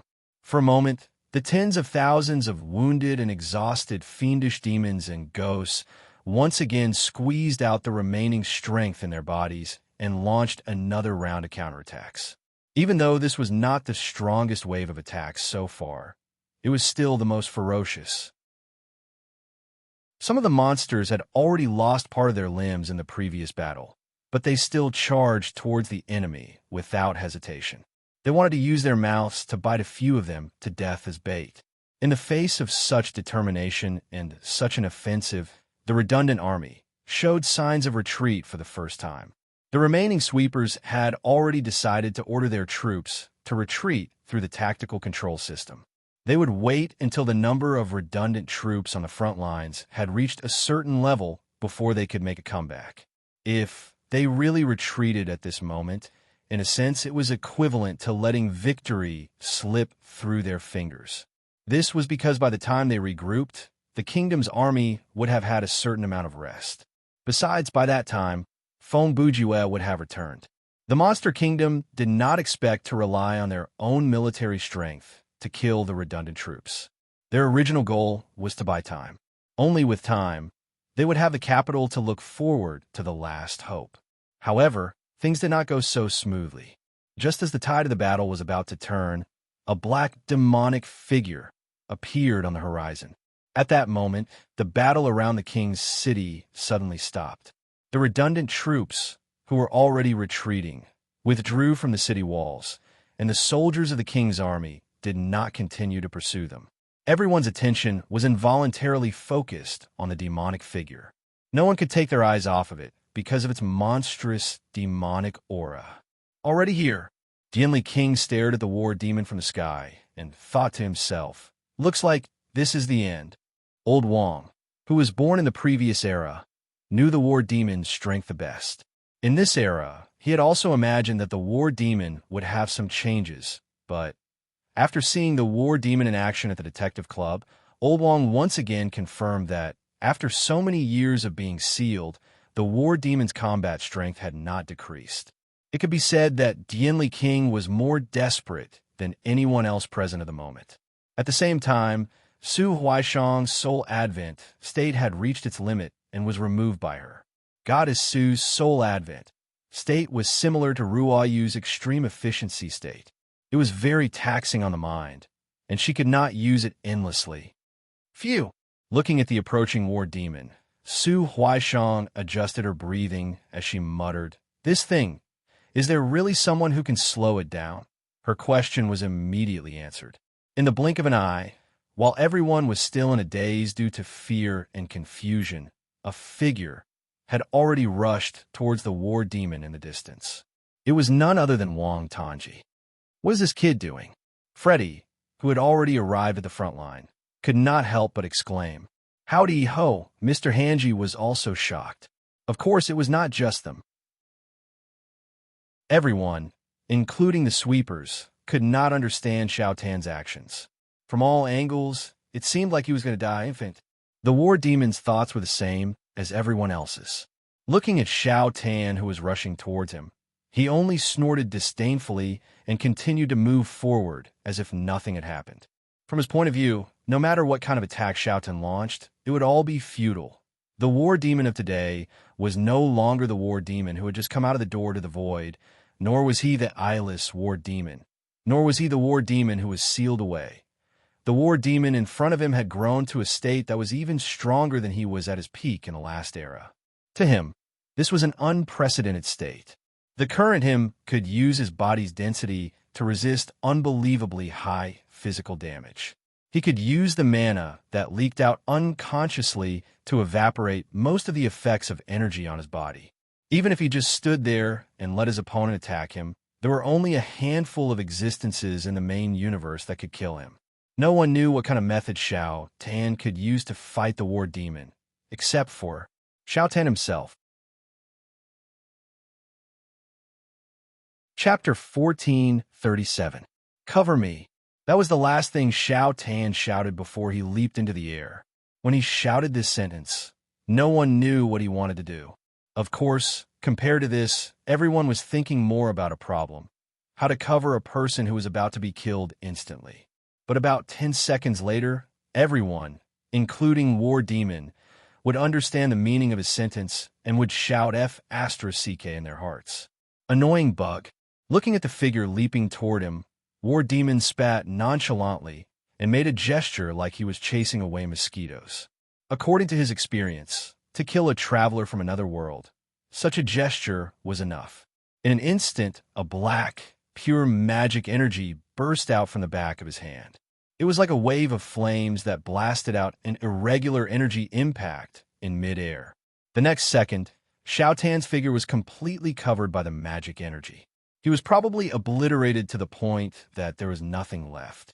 But, In less than a second, War Demon noticed it. An afterimage? Yes, the one in midair was just an afterimage left behind by Xiao Tan using the fragrant flowers are gone. It could only last for 3 seconds. Even though it was only a D-rank fighting mastery skill, it was still useful.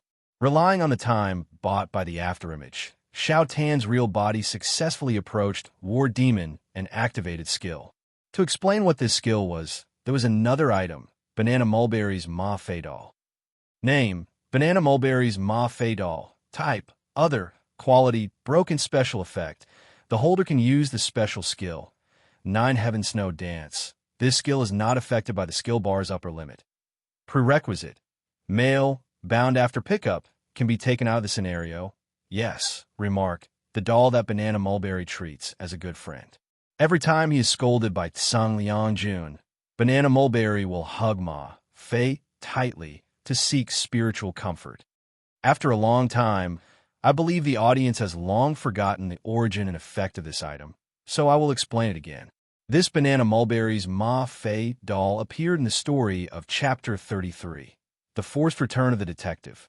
It was a reward obtained by Xiao Tan after he completed a side mission alone. In other words, this was an item brought back from the world of Japan in Japan.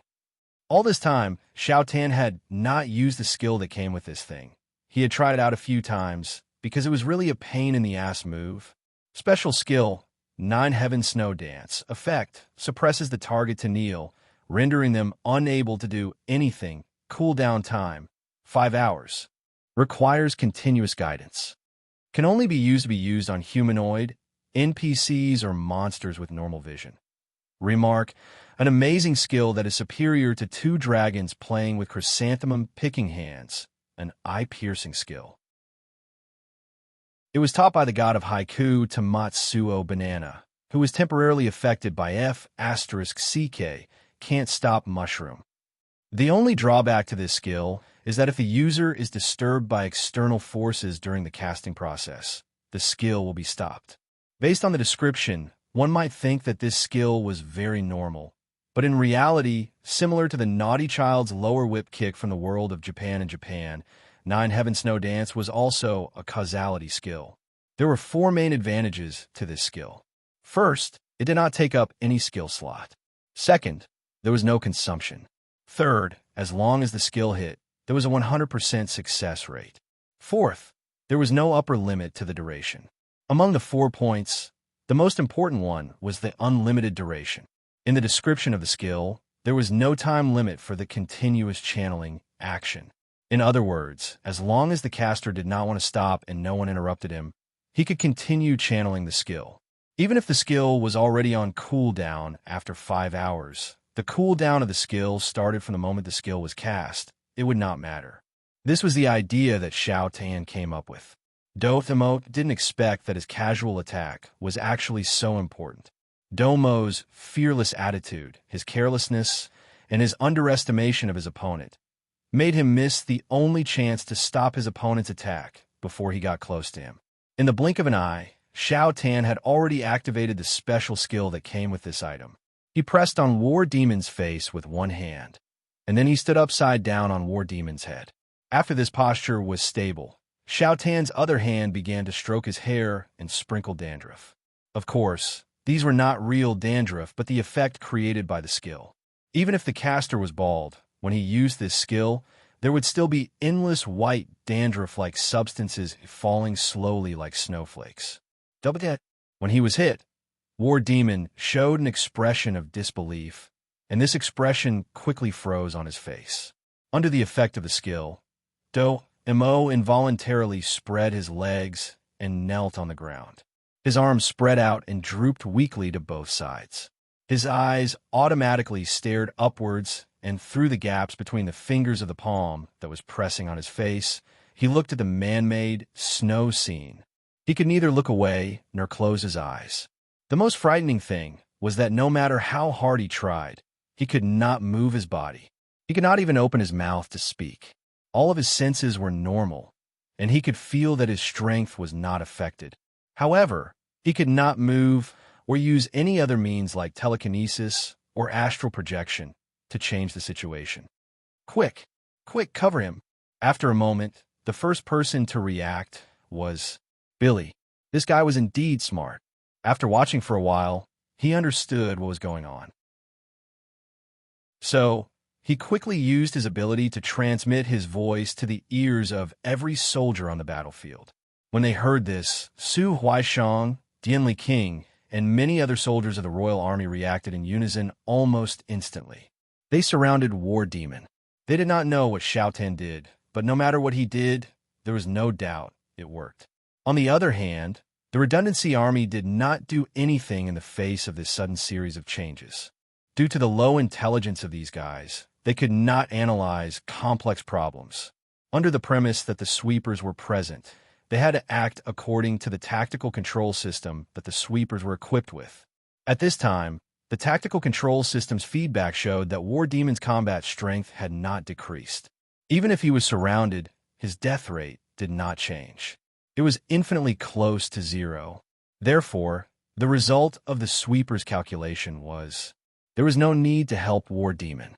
Since the Royal Army did not pursue them, they should follow the original plan and wait for the reinforcements to arrive before launching the next round of attacks.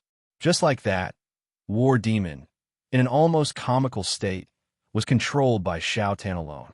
The situation of the battle had entered a delicate stalemate. Chapter 1438. Feng Bujue was running on a path that was formed from spirit droplets. Yes, in this seemingly boundless space, there was actually a path, just that Brother Ju couldn't see that path even if he used the data view. But at this moment, after receiving Yin Gairen's guidance, as well as the Hogyoku he gave him, Feng Bujue knew where to go. Urahara, that guy, is really something. While running, Brother Ju was still muttering. This trick of switching a beam for a pillar deceiving everyone. The Urahara he was talking about was the Urahara Kisuk he met in the script of Superdimensional Melee. Back then, Infinite told Chi Tiendi, the Hogyoku was hidden by Urahara Kisuk in the body of an ordinary demon general. That demon general was stationed in ancient Wisdom City. His ability and intelligence were very mediocre, so he couldn't discover that the Hogyoku existed in his body. Urahara was an extremely smart person. He hid the most important treasure in the enemy's camp. I really admired his way of doing things, so when I discovered the Hogyoku, I secretly transferred it again and put it in the body of a powerhouse from another world in the enemy's camp. These words Chi Tiendi believed because Infinite didn't lie. So, after knowing the whereabouts of the Hogyoku, Chi Tiendi went to find that powerhouse from another world and extracted the Hogyoku from his body, then left the superdimensional space controlled by Infinite. At first glance, it seemed like the matter had come to an end, but in reality, Chi Tiendi and Infinite didn't know, and didn't discover in time, that the Hogyoku was fake. Urahara Kisuk was originally an extremely smart person, and among the people in the Wushuang Valley, there was also a wise person like Marquis Lonely. With this group of people together, what kind of schemes and tricks couldn't they play? The truth was, long before the Wushuang martial competition, Urahara had already created a fake Hogyoku that was enough to pass off as the real thing. And like hiding the real thing, he carefully hid it in an unexpected place. This item was originally a foreshadowing for a series of schemes outside of the martial competition, and a very important part of this plan was to let Infinite, the fake Yuan Lu Ji at that time, discover the Hogyoku and confirm that it was the real thing. In the end, Infinite really fell into the trap. Although the scheme that Urahara and the rest set up didn't work, after a series of mishaps, the person god, who was tricked in the end, became Chi Tiendi. Of course, what happened after Chi Tiendi brought the fake Hogyoku back to his own dimension was unrelated to this article. The main point was that after the superdimensional melee, it was transferred to Yin Gairen's hands after the superdimensional melee. This Yin Guiren came from a parallel universe in the world of lightning. After the Battle of Gray Cloud Mountain in that universe, the dying Yin Gairen was saved by fate and brought back to Thriller Paradise, becoming a special NPC. He was given the mission to be the materialized executor of fate in the multiverse, shuttling through various worlds to carry out actions that were inconvenient for fate to carry out. And his mission this time was mainly two. 1. To confirm the power that Feng Bujue obtained from Dr. Manhattan, and to simply test his ability level. 2. To hand over the Hogyoku and point out the secret hidden in the well of reincarnation to Feng Bujue. Looking at the current situation, he completed the mission quite neatly. He didn't injure Brother Ju, nor did he waste too much of Brother Ju's time. Oh, this is... After running as fast as he could for about 10 minutes, Feng Bujue finally saw a gap that looked like a door. Earlier, Yin Gairen had told Brother Ju that the well of reincarnation was not like the NPCs in the main universe thought it was. In fact, it was just a tunnel. This tunnel was a back door that was used by fate to connect different dimensions. Yin Gairen used this tunnel to enter the multiverse. Of course, not everyone could move freely in this tunnel. Other than Yin Gairen, who was a special NPC, anyone who came here would definitely get lost. For example, Feng Bujue. When he arrived at the bottom of the well, he could see nothing but whiteness through the data view.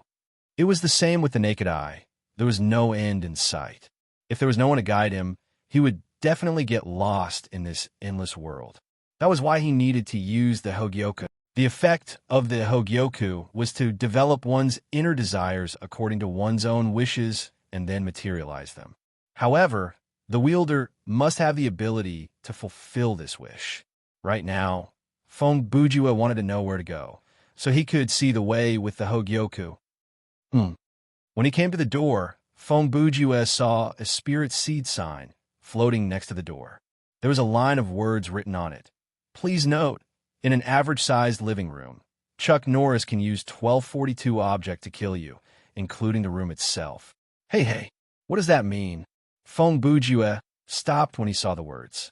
A normal warning sign would not have any effect on Brother Jew, but the sign in front of him, which was not a warning sign, made him stop in his tracks. The reason was simple. The name of Chuck Norris appeared on it. No way. Could it be? Feng Bujue's thoughts flashed, and a series of information quickly appeared in his mind.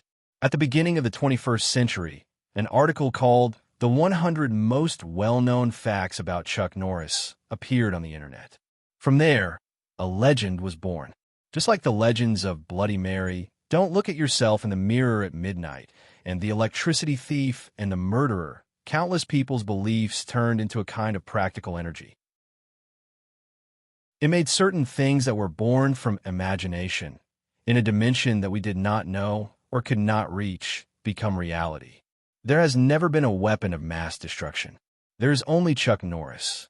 Very soon, Feng Bujue was reminded of one of the 100 facts and connected it to the reason why he had jumped into the well of reincarnation.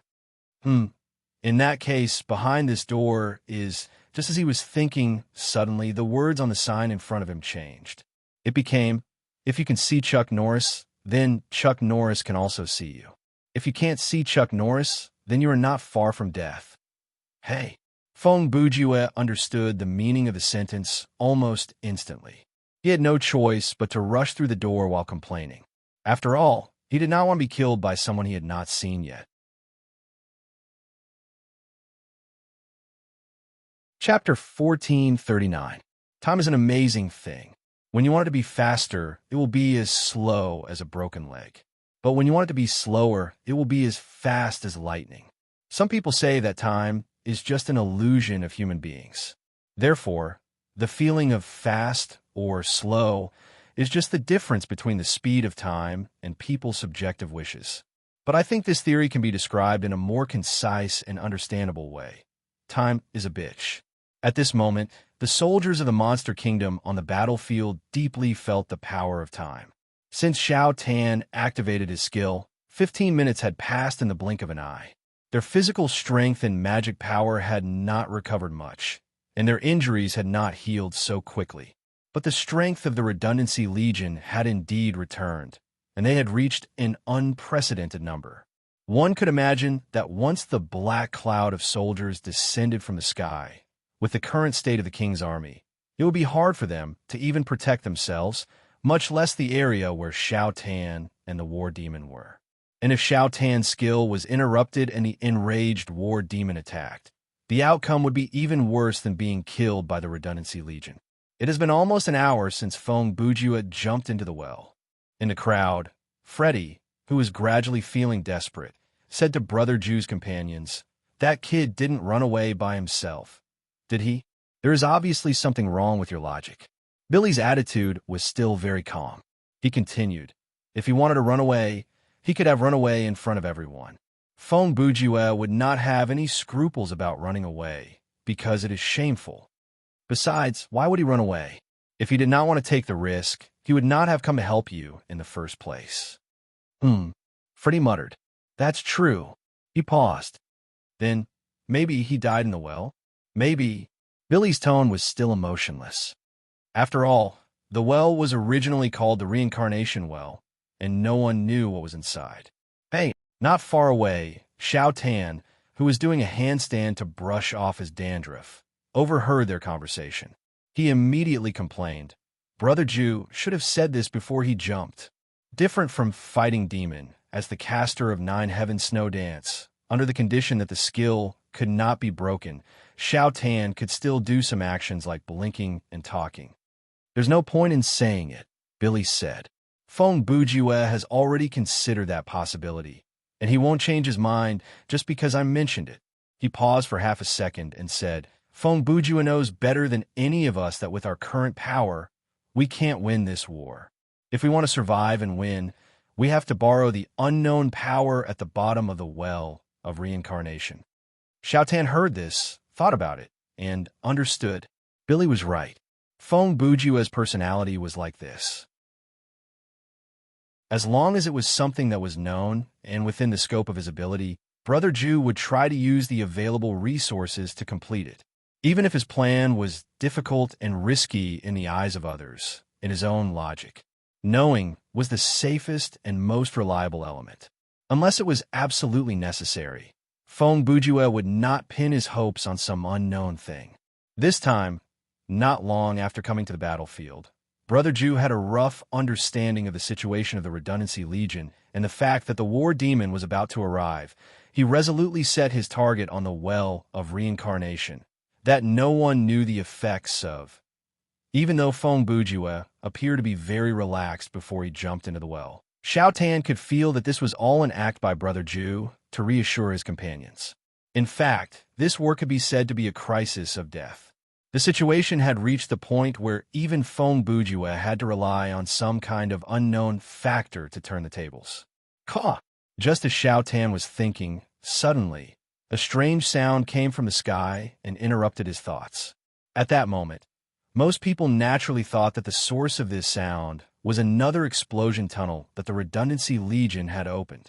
But Su Huaishang immediately noticed something strange.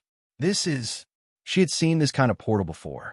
Even though it looked similar, the shape and sound of the portal when it opened were different from the explosion tunnel. The Wailing Portal? Yes, this was the Wailing Portal, a portal that was powered by the unique magic of the Kingdom of the Dead.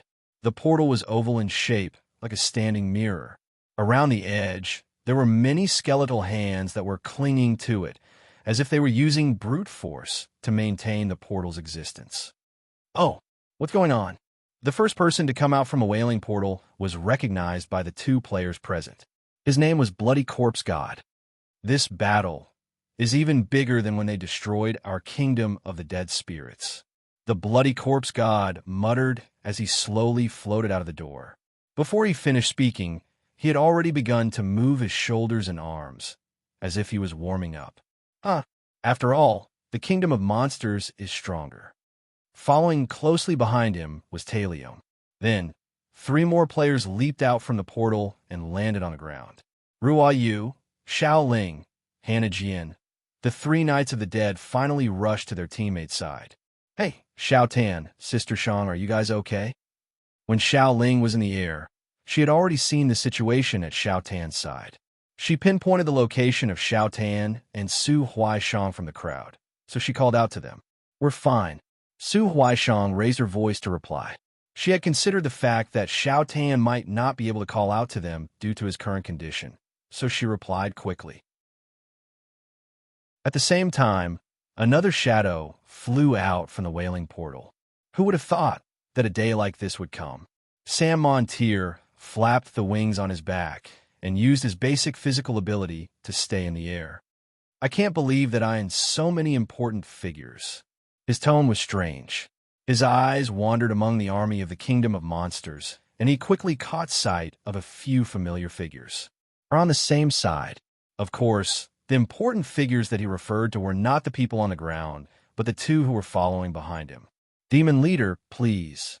Spirit King, you are too kind. Before the twilight of the gods, this kind of conversation might have been unbelievable.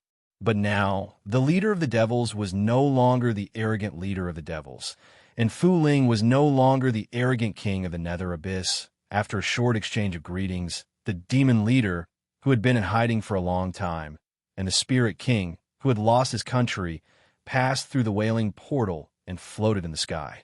Just as the army was about to launch their final attack, the reinforcements from the main universe finally arrived. Chapter 1440. What do you guys think? After getting a general understanding of the situation on the battlefield, the impatient Blood Corpse God was the first to throw out a question. Before he finished, the demon answered without hesitation, I can't. My power source is similar to his, so I can't hurt him. Fu Ling thought for a few seconds before she replied, I am confident that I can hurt him, but to kill him is another matter. She paused and said, with my own power, to kill him in one hit is impossible. And that attack that can hurt him will definitely force Wang Tangji to stop his attack. By then, the war demon will be freed from his control. Even if he is injured, he will be able to kill us all while he is fighting and recovering. The Blood Corpse God pondered and studied the war demon for a few seconds. What do you guys think? If I bite off his head and swallow it as fast as I can, don't think too much about it." Before he could finish, Billy interrupted him. "The war demon is not the kind of creature that will die after losing his head. His humanoid appearance does not mean anything. Therefore, don't look at him as you look at ordinary creatures and assume that there's a so-called fatal weakness on him." "You mean," Sam on Tears said, "if I want to kill him, I have to kill him in one hit and I have to blast him until there is nothing left of him?" "Not necessarily," Billy said. "It doesn't matter if it's one hit or 10,000 hits. As long as you can deplete all the energy in his body, you can kill him. To put it bluntly, you just have to empty his health points." Xiao Tan added. Billy replied. "That's a good example. Speaking of which, if we use the concept that you travelers from another world to explain, this problem should be simpler." He paused for a second and looked at the other few people. He began to explain. "First of all, let's assume that the war demon has 1,000 HP, 100 defense, and 100 magic resistance. Most of us here have less than 20 attack power under normal conditions. Then, under normal circumstances, all the normal attacks that we launch at him, no matter if it's physical or magical, will not break through his defense. No matter how many times we hit him, the damage caused will be 0. We can only use some explosive and special methods to increase our attack power to more than 100 points for a certain period of time or an instant. Only then will we be able to deal some damage to him. However, how much damage can we deal to him by breaking through his defense? It could be 50 points or 100 points, but it is impossible to deal with 1,000 points of damage after breaking through his defense. Does that mean that we can kill him by bombarding him with attacks that can break through his defense 10 to 20 times? That's not right. The war demon is the same as most of us. He has the ability to heal. Of course, I have never seen that ability of his. I have never seen the war demon get hurt.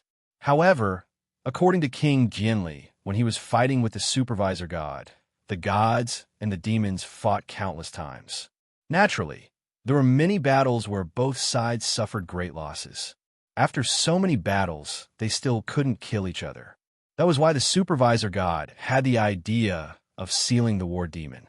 From this point of view, the war demon's recovery ability must be at the highest level. If we can't continuously deal more damage to him in a short period of time until his 1,000 health points are depleted, then we will be the ones to die. According to your description, the war demon has a lot in common with some of the bosses in the Robot Wars. At this time, Su Huaishang couldn't help but complain. The NPCs didn't pay much attention to her words, mainly because they didn't understand what the Robot Wars was. Then you mean that all of us here, facing such a suppressed war demon, have no means of killing him? The Blood Corpse god sorted out his thoughts and asked in a rather unhappy tone. Although I don't want to admit it, my judgment is that, with just us, there is no way. When Billy said this, his eyes slowly moved and looked at the 3 undead horsemen. Sorry. Xiaoling had already understood the meaning of this NPC's words from Billy's eyes and the emphasis on the word us. So she also replied bluntly, "The 3 of us are travelers from another world. We also don't have the ability to kill the war demon instantly." As she said that, she looked at Su Huaishang again. Judging from the current situation, Sister Shang shouldn't be able to do it either. If she could kill the war demon, then she would have done it before we came. So, she shrugged. "I'll ask for the time being." She turned to look at her fiancé who was brushing his dandruff and continued, "Xiao Tan, if you can free up your hands, do you have a way to kill the war demon?"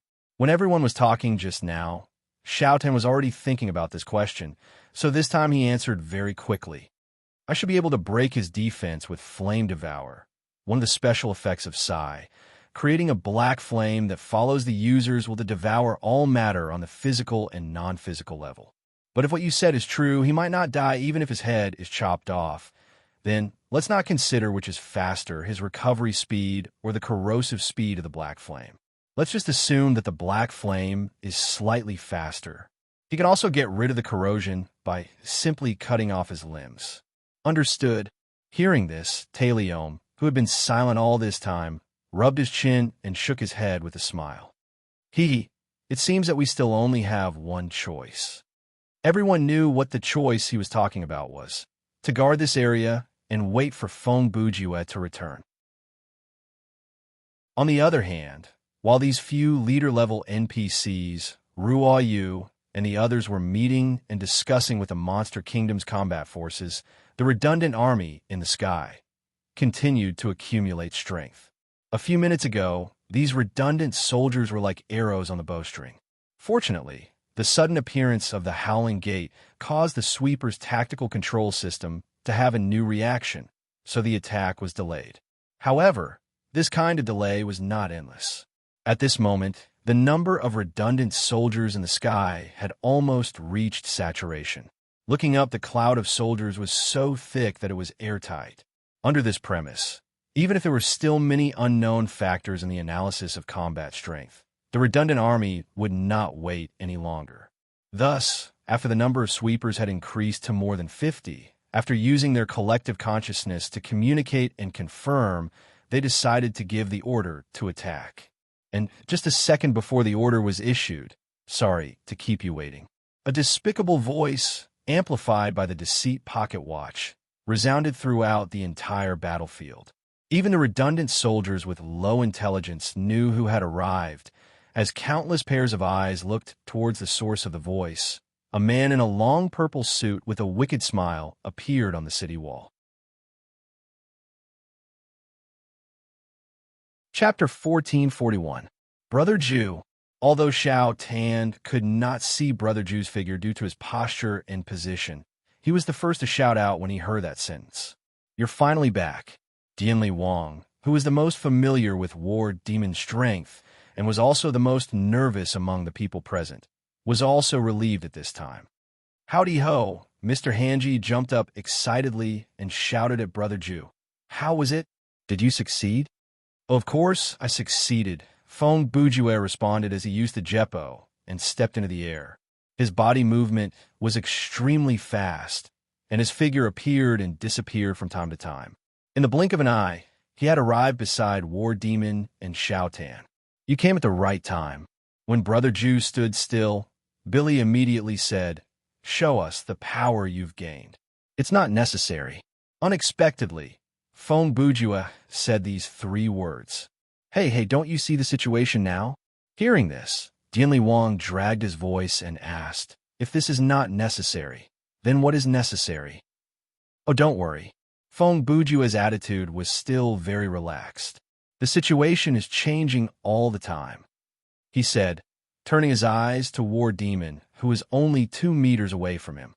"Originally, I did intend to use the power I've just gained to deal with War Demon, but when I stood on the wall just now, I was surprised to find that he has become like this. So I think it's safer to use some of my original abilities to kill him than to remove his restrictions and fight him head-on." "What do you mean?" Freddy was puzzled at this time. "You mean, with your original ability, you can already kill War Demon? Then why did you risk going into the reincarnation well?" "No, that's not the concept," Feng Bujue replied. "For example, you have a pistol. The pistol can kill a fly, but as long as the fly is still flying around, it won't die even if you run out of bullets." As he spoke, he smiled and glanced at Do-Mo. "However, if that fly is stuck on the flypaper, it's a different story. So, the War Demon is the fly and Xiao Tan is the flypaper?" Su Huaishang asked. "That's right." Feng Bujue nodded. "Before I jumped into the reincarnation well, I didn't expect that Xiao Tan could actually successfully suppress the War Demon." He paused for half a second and said with a smile, "In my imagination, any creature that gets within 5 meters of the War Demon, even if it doesn't get killed instantly, it will definitely not be able to comfortably release a skill at him." Xiao Tan felt that these words were praising him and laughed a little proudly. "Looks like I've done something great." "Yes, you've done something great." Feng Bujue also gave Xiao Tan a nod of approval. "Actually, you don't have to belittle yourself. We can say that in the whole of Thriller Paradise, among the millions of players, there are only a handful who can suppress the War Demon like you." "That's enough. Now is not the time to talk about that." Dianhai King hurriedly interrupted them and said, I understand the example that you gave earlier. Then, what is this pistol that can kill a fly that you mentioned? It's this. Before Feng Bujue finished, he had already taken out a small wooden mallet from his inventory. Rat mallet. Ruoyu was the first to recognize the item and instantly guessed Brother Ju's idea. Perhaps this will work? That's right. Xiao Ling reacted almost at the same time. Rat mallet is a weapon that can injure the enemy no matter how strong they are. Before rat mallet, defense is meaningless. She was right. No matter whether the war demon's defense was 100, 10,000, or 100 million, a single hit from rat mallet would cause 1 point of damage, similar to the so-called true damage. Since it was damage and not armor penetration, naturally, it would take away one's life points and not reduce one's defense. So, my solution is, when Feng Bujue finished the sentence, he had already walked to the back of the war demon. He raised rat mallet and used a force that was similar to a hammering on the back to lightly knock on the enemy's back. This time, from an outsider's perspective, it did not seem to hurt or itch, but the war demon's heart was filled with shock. This was because this light knock had caused him to lose his life points. This feeling was not easy to describe. It was probably the kind of pain where the skin on the back of the hand was slightly scratched.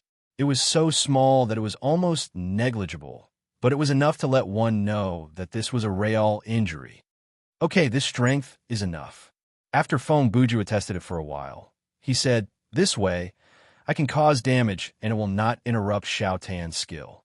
Feng Bujue was still cautious. In fact, with the war demon's physique, even if Brother Ju added a few dozen kilograms of strength to hit him, his body would still remain motionless. If I knew that you could suppress the war demon, I would not have gone to the reincarnation well.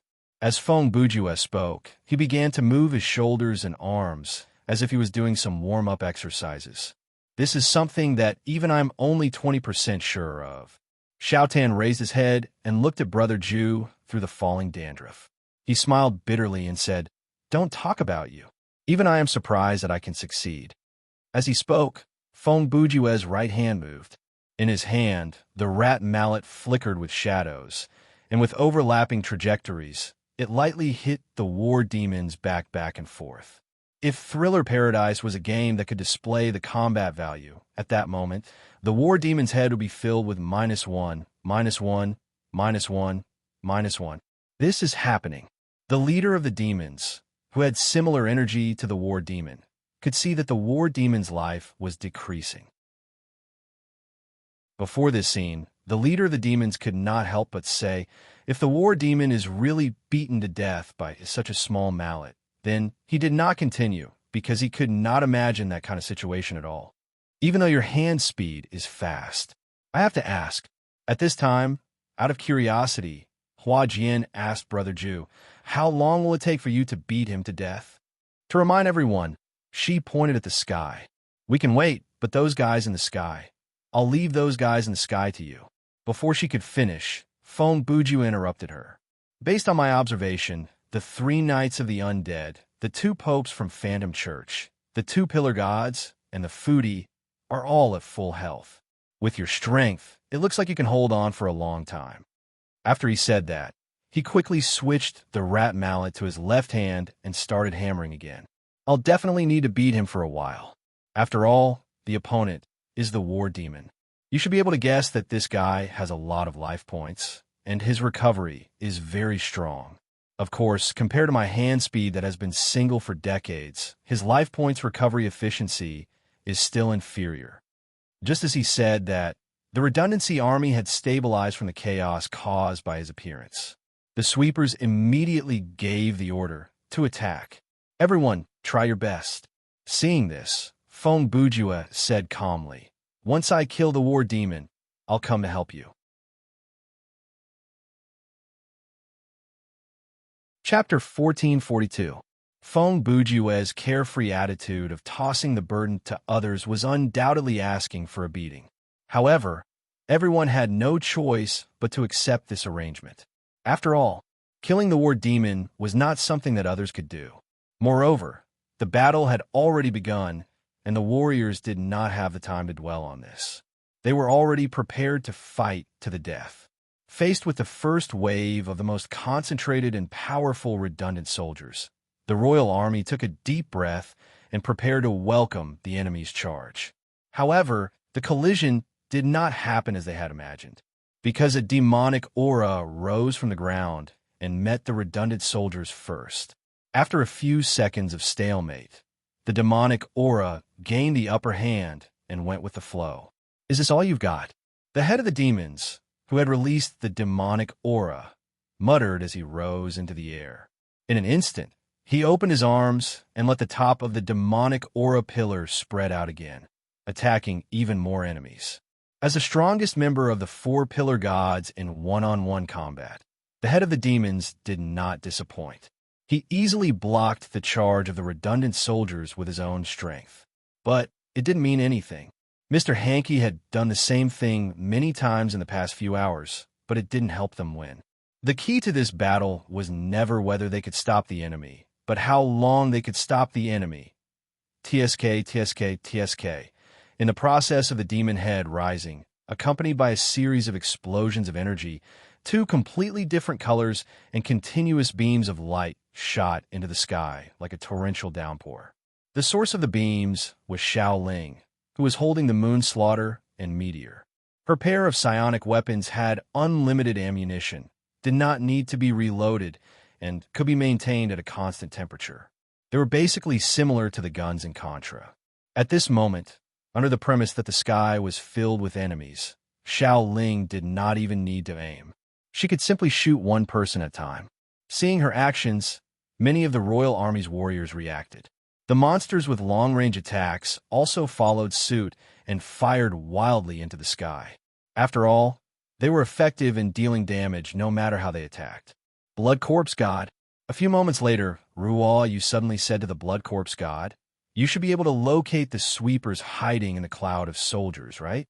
You mean those guys that look delicious?" The Blood Corpse God looked up at the sky and said without blinking, "Ah, I know every position very well." "Very good, then. You'll be in charge of the left side of the line, and I'll be in charge of the right side of the line," Ruo Yu said immediately. Hey. The Bloody Corpse God looked down at Ruo Yu. "First of all, why should I listen to your orders?" He paused. "Secondly, what do you mean by line? Why didn't I see it?" In the next second, the sound of the Xian Yuan sword being unsheathed interrupted the Blood Corpse God. The moment Ruo Yu unsheathed her sword, she had already made her move. She used the skyward slash of the Wind Demon, pointing the sword at the sky and tearing the air apart. As the slash rose into the air, it rapidly extended and extended, severing everything it touched. It cut through the redundant soldiers, cut through the sweepers, and even tore open the pitch-black sky. A ray of sunlight shone through the crack in the sky, forming a white line that split the sky in half. "That's the line." Ruo Yu answered the Blood Corpse God's question just as she was about to finish her attack. The Blood Corpse God muttered awkwardly for 2 seconds. All right. With that, he kicked off the ground and took to the air, charging towards the left side that he was supposed to be in charge of. Ruo Yu used the Goliath wings in her bag and temporarily gained the ability to fly. She rose into the air and set her sights on the sweepers on the right side of the white line. As expected of the people of the Kingdom of the Dead. Every one of them is outstanding. Seeing this, Fu Ling put on a smug expression and muttered to herself, "My child is so outstanding." Lord Spirit King. Before she could finish her sentence, Hua Jian had already come to her side and reminded her, "It's time for us to start." "Oh, okay." Fu Ling nodded and thought to herself, "This child is quite capable." As she thought about it, she placed her hand on Hua Jian's shoulder. Hua Jian also activated his skill after sensing the surge of Hibiscus's energy. Name, Hall of Glory, modified, skill card type, active skill, permanent, skill type, medic, effect, create a magic circle on the ground that can continuously produce healing energy, cooldown, 40 minutes, requires channeling. Consumption, based on the actual range and effect of the skill. Spiritual energy will be lost every 5 seconds. Learning requirement, medic, remark, originally a spell exclusive to priests in the world of Ragnarok. It can heal allies and deal damage to creatures of the undead and the demon type. The modified Hall of Glory can be activated by any type of energy and is no longer limited to the original holy energy. Therefore, it can heal allies of any race. Its range and effect can be changed according to the strength of the caster's energy. However, the large range and effect of the Hall of Glory will increase the consumption of spiritual energy. When a reinforcement from the Kingdom of the Dead and the army of the Kingdom of the Dead had just met up, Hua Jian had already been preparing for this skill. With the help of the conjurer Taliome, this was naturally not a difficult task. At this moment, Hua Jian, who was an undead knight, and Hibiscus, the spirit king, had already established a time-limited magical link.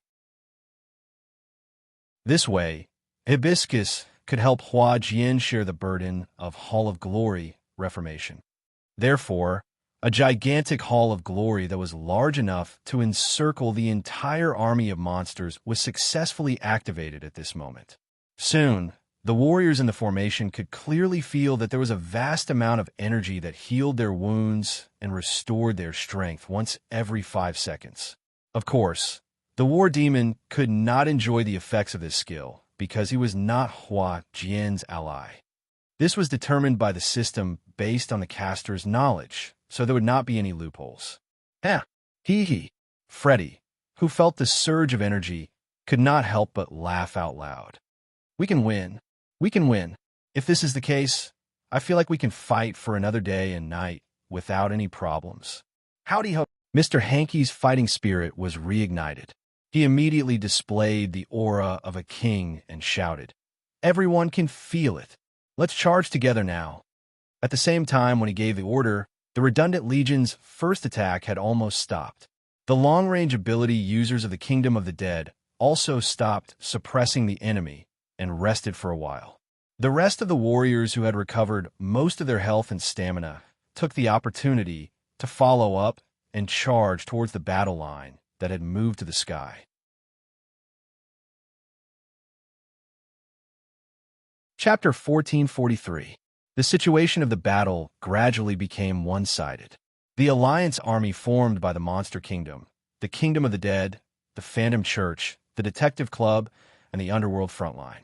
Under the premise of mutual coordination and cooperation, the strength of the Alliance army increased exponentially.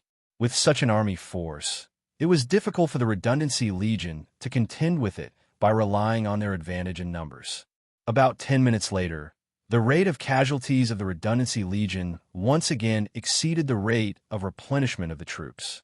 The originally airtight cloud of troops in the sky also began to slowly loosen and become sparse from this moment on.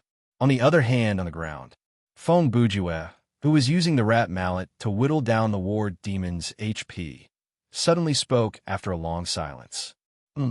As expected, inferring from his tone when he said this, he should have discovered something. What's wrong? Brother Bujue. Xiaoten knew him very well, so he immediately asked, "What's the situation?" "It's not a big deal," Feng Bujue replied calmly. "It's just that." He glanced at the war demon in front of him. "I've triggered one of this guy's passive abilities." "What kind of ability?" Xiaoten continued to ask. "It's probably something similar to base strength," Feng Bujue replied. "It's the kind of ability, when the HP drops to a certain value, it will automatically trigger and greatly increase the frequency of defense and HP regeneration." Huh? Xiaotan was shocked when he heard this. "Doesn't that mean?" "That's right," Feng Bujue continued. "I'm afraid that the rat mallet won't be able to kill him." He paused and explained, although he has been regenerating HP before this, his regeneration in his normal state is obviously lower than my HP reduction efficiency. However, about 2 minutes ago, when I whittled down his HP to about 15%, his HP suddenly began to rebound and increased by 10% in 5 seconds. When his HP returned to about 30%, this surge in regeneration gradually returned to normal in a relatively smooth manner. Of course, a phenomenon that has only happened once can be explained in various ways. Foundation is just one of them. So I sped up my hand speed a little and knocked for another 2 minutes. I wanted to see if the same thing would happen the second time. I reduced his HP to 15%. In the end, at this point, Brother Jew didn't say anything else and just shrugged. Then what should we do? Xiao Tan said as he thought about it. Why don't, when you reduce his HP to 16% this time, the two of us will work together and see if we can't kill the 16% HP Domo. There's no need for such trouble. Feng Bujue's response sounded like he was handling a butcher's cleaver with ease. One could tell that he already had a countermeasure in mind. I can handle it alone. After saying that, Brother Jew activated his title skill, Descent of the War Demon. At that moment, from Feng Bujue's point of view, time seemed to have stopped. The space around him was also distorted and changed in this stillness. When his divine sense stabilized, he was already standing in a space shrouded in black miasma. In front of him stood a pure white figure. Even the supervisor god had never seen a war demon in such a form. Who would have thought that this pure and flawless being, which only made people think of the word holy, was the purest form of the war demon that was shrouded by the demonic aura? I thought you were very smart. The war demon looked at Feng Bujue and said coldly, I didn't expect you to do such a stupid thing that even an idiot wouldn't do. Oh, Feng Bujue replied calmly. What do you mean? Of course, it's the matter of you using Descent of the War Demon. The war demon continued. Is that so? Feng Bujue said. Why do you say it's stupid? Nonsense. The war demon shouted impatiently. Do you think that at this moment I will still lend my power to you?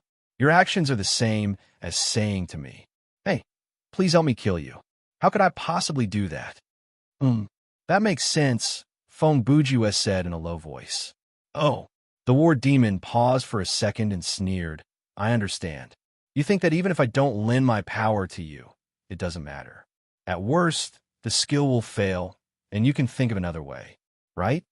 Without waiting for Brother Bujue to answer, the war demon took the initiative to say, This is where you are really stupid. As he spoke, he took 2 steps forward and came to the front of Feng Bujue. With a distance of less than a foot, he stared at him condescendingly and said, When you borrow my power, I can pull you into this soul space. As long as I kill you here, your body outside will also die. Once you are dead, even if the kid named Wang Tanji continues to use his strange ability to suppress me, there is no other existence around who can kill me. I see. The moment I activate Descent of the War Demon, it is up to you to decide whether to come to this space to meet with you or not. Unexpectedly, after Feng Bujue heard the other party's words, he still looked calm. He muttered thoughtfully, No wonder recently when I activate this skill, I get power directly and didn't come here to meet with you. Presumably, this is also an order from X-23? Order? War Demon asked. Are you sure you're not mistaken? He emphasized, No one can order me around. Not even the strongest anomaly. Oh, Feng Bujue nodded. In other words, it is out of your own will that you have joined forces with her as an equal. Yes, the war demon replied. The war demon replied. Our goal is the same, to destroy all the forces in the main universe and return everything to chaos. As he said that, he suddenly raised his right arm and pointed above his head. This way, the high and mighty, so-called fate will not be able to create a script that is suitable for players like you in the main universe, because every inch of the land in the main universe will become a barren, scorched land, and on every piece of scorched land, there will only be monsters that follow the instinct to kill. I can roughly guess what X-23 wants to do, but what is your motive? Feng Bujue was not surprised by the war demon's words. He just calmly continued. Do you have any history with fate? What good will it do you if the main universe becomes like that? Of course, I have a history with fate. The war demon appeared to be rather agitated. It's her. It's her who ended the era that belonged to me. She killed the superintendent, my only opponent. Humph. Since she destroyed my world back then, I will now destroy the new world she created, which she thought was better. I understand, Feng Bujue said. It's because of loneliness. The 2 words were like a sharp knife, stabbing into the place in the war demon's heart that had never been opened to anyone. Your enemy, your servant, your only enemy, the world that you are familiar with, and the meaning of your existence. Facing the silent war demon, Fong Bujua used a gentle tone to say, all of that disappeared with the end of the last era. He sighed softly and continued, in today's new world, most of the creatures have not even heard of your name. Indeed, in this era, you are already invincible, but so what? Do you want to rely on your strength to dominate this universe? It's not difficult for you. As long as you leave the word submit or die everywhere you go, it's only a matter of time before you unify the main universe. But what can you do after you dominate the main universe? From your point of view, what's the meaning of that? In this world, there's no longer an opponent like the superintendent who could be your equal, and there is no longer a simple, endless struggle that represents light and darkness. Our world is colorful, which is incompatible with you, because you come from a black and white era. You are black, and you need a touch of white to match you to live meaningfully. Without that white, even if everything is dyed black, you will still be lonely. War Demon listened quietly to Brother Bujua's words. He did not refute, nor did he have the strength to refute. I don't know what 23 said to you, but I can roughly guess that she gave you some promises. Fong Bujua said, for example, if you join forces with her, you can force fate to compromise and change so that your era can be revived. Or, let 23 become the new fate, and then she will help you fulfill your wish. He shook his head and sighed. Whether you really believe it or have other plans, I'll tell you this. No matter who wins in the end, you won't be able to fulfill your wish. Whether it's fate or 23, if you think the change of Thriller Paradise's generation is decided or controlled by you, then you are gravely mistaken. It was not fate that destroyed your era. She merely carried out this action under the orders of a higher existence that you cannot understand. Do you really think you are a god or a demon? Perhaps here you are, but in the eyes of a higher dimensional being, you are nothing. Do you really think you are acting according to your own will? How do you know that it's not some existence that's higher than you that has set up your thoughts and made you think this is what I think? When words like player, scenario, and fate came out of your mouth, have you ever considered that perhaps you have already been infected by 23, and it is only under her influence that you have the illusion that you are equal to her, that you have the same goal as her? War Demon could not answer Fong Bujua's question, but he was thinking. Fong Bujua was also thinking. When he threw the question at War Demon, he was also questioning himself in his heart. When a person began to think, is what I'm thinking right now, or is it a higher consciousness that's making me think this way? Is my doubt, or is it the existence that I should be doubting leading me to doubt? When a person began to ponder such questions, that person was basically not far from going crazy. If, after a moment, Doemo finally opened his mouth again and said in a deep voice, what you said is true. His tone changed and was no longer full of hostility. Then what can we do? Since there has never been a choice, why should we question it again? So, even if you were right, I still want to kill you now. Perhaps I've really been influenced or even controlled by 23. Or perhaps I'm just being used by her because I'm lonely and lost. I need someone like her to give me hope. Even if this hope is just a lie, to me, it's better than nothing. When Fong Bujua heard this, a smile appeared on his face again. Yes, I seem to have said something unnecessary, but I'm just like this. I just like to do things that seem to be meaningless. So, I still have to do it, and I have to do it according to my method. As for what others think of me, I don't care. Love or hate, joy or disgust, respect or disdain, understanding or misunderstanding. I will accept all of these because it is precisely these that prove that I have once lived in this world. Then, at this point, War Demon's tone became cold again. I will do as you said, and turn your living into a past. After saying this, he stretched out his hand and waved gently. In this soul space of War Demon, he should have absolute control. Killing Fong Bujua was as easy as erasing a picture on a pile of sand. However, After a second, War Demon was surprised to find that the other party was not killed as he expected. A little surprised, isn't it? Fong Bujua looked up at War Demon. I have finished talking about the meaningless things. Let me say a few more practical words. He paused for half a second and asked coldly, do you really think I will do that kind of stupid thing that even an idiot would not do? As soon as these words came out, War Demon was stunned on the spot. A strange emotion called fear had quietly sprouted in his heart. After activating War Demon's descent, I will be brought to this space by you. How can I not expect that? After pausing for a moment, Fong Bujua asked again. You, War Demon murmured. In order to meet me in this space, you activated the skill. Fong Bujua nodded and continued.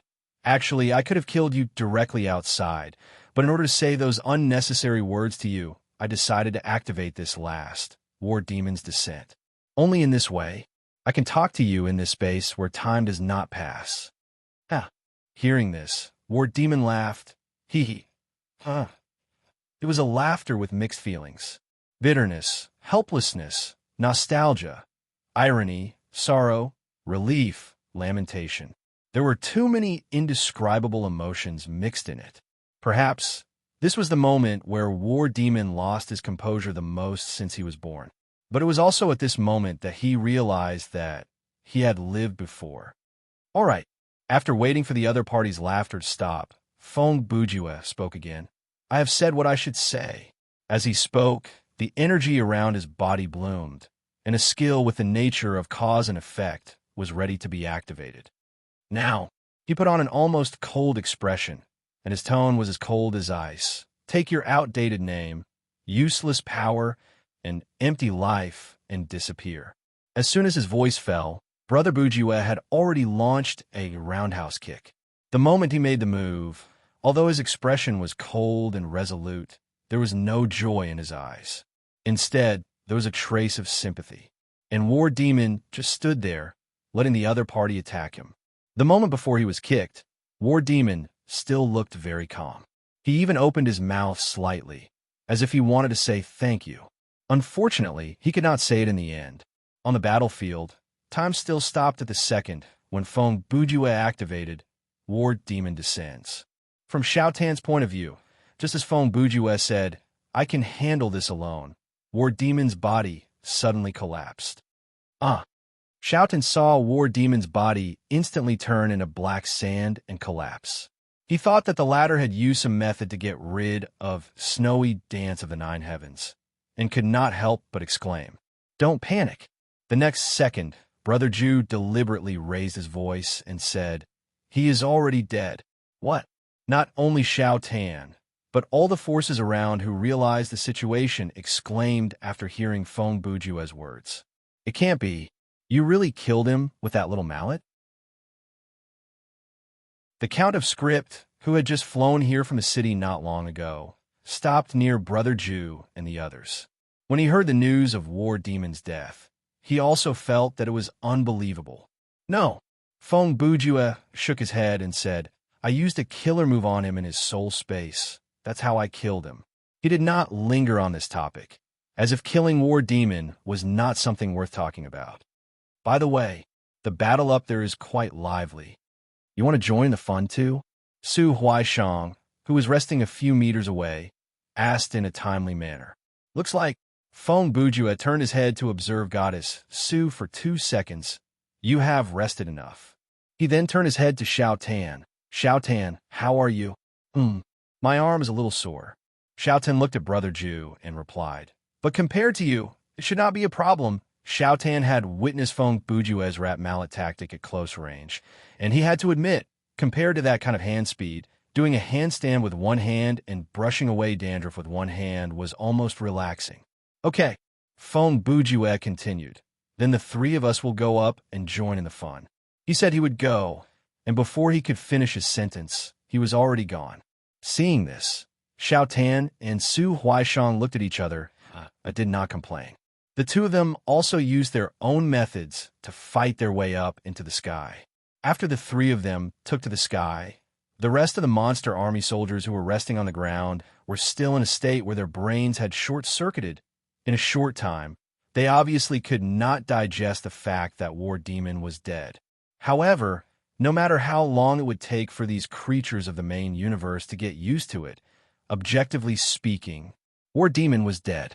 And this change immediately caused a chain reaction that could affect the entire main universe. Howdy ho! A moment later, accompanied by the exclamation of King Mr. Hanji, a ray of sunlight that had not been seen for a long time penetrated the gradually thinning demonic cloud in the sky and sprinkled on the land of the Monster Kingdom.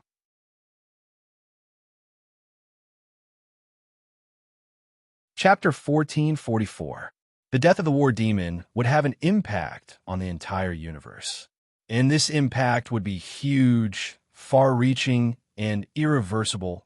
Of course, for the players and NPCs who were still fighting on the battlefield, there was a visible change in front of them. The sun had risen.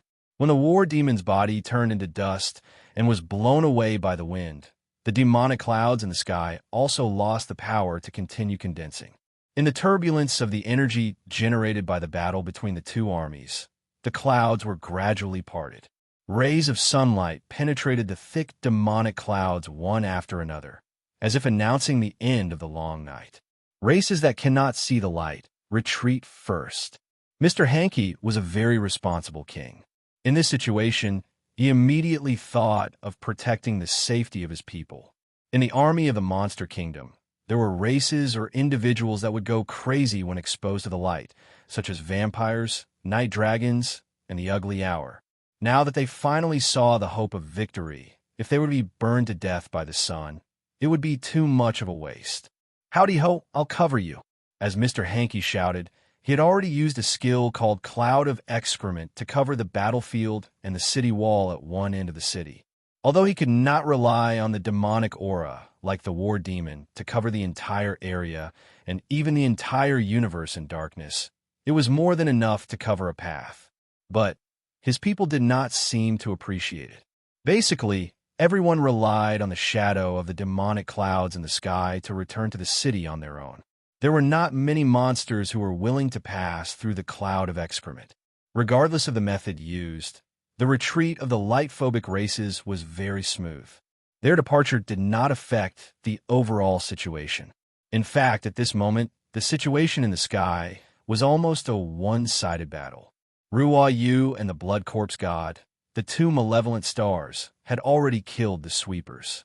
After the royal army and the high-ranking NPCs received the support of the Hall of Glory, Reformation, they did not have to worry about the rear, and their efficiency in clearing the enemy troops increased greatly.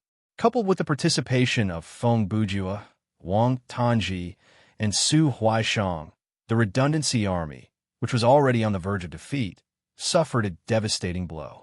The originally thick cloud of soldiers was now dissolving piece by piece like cotton candy. The speed was even faster than the demonic clouds, such a scary woman.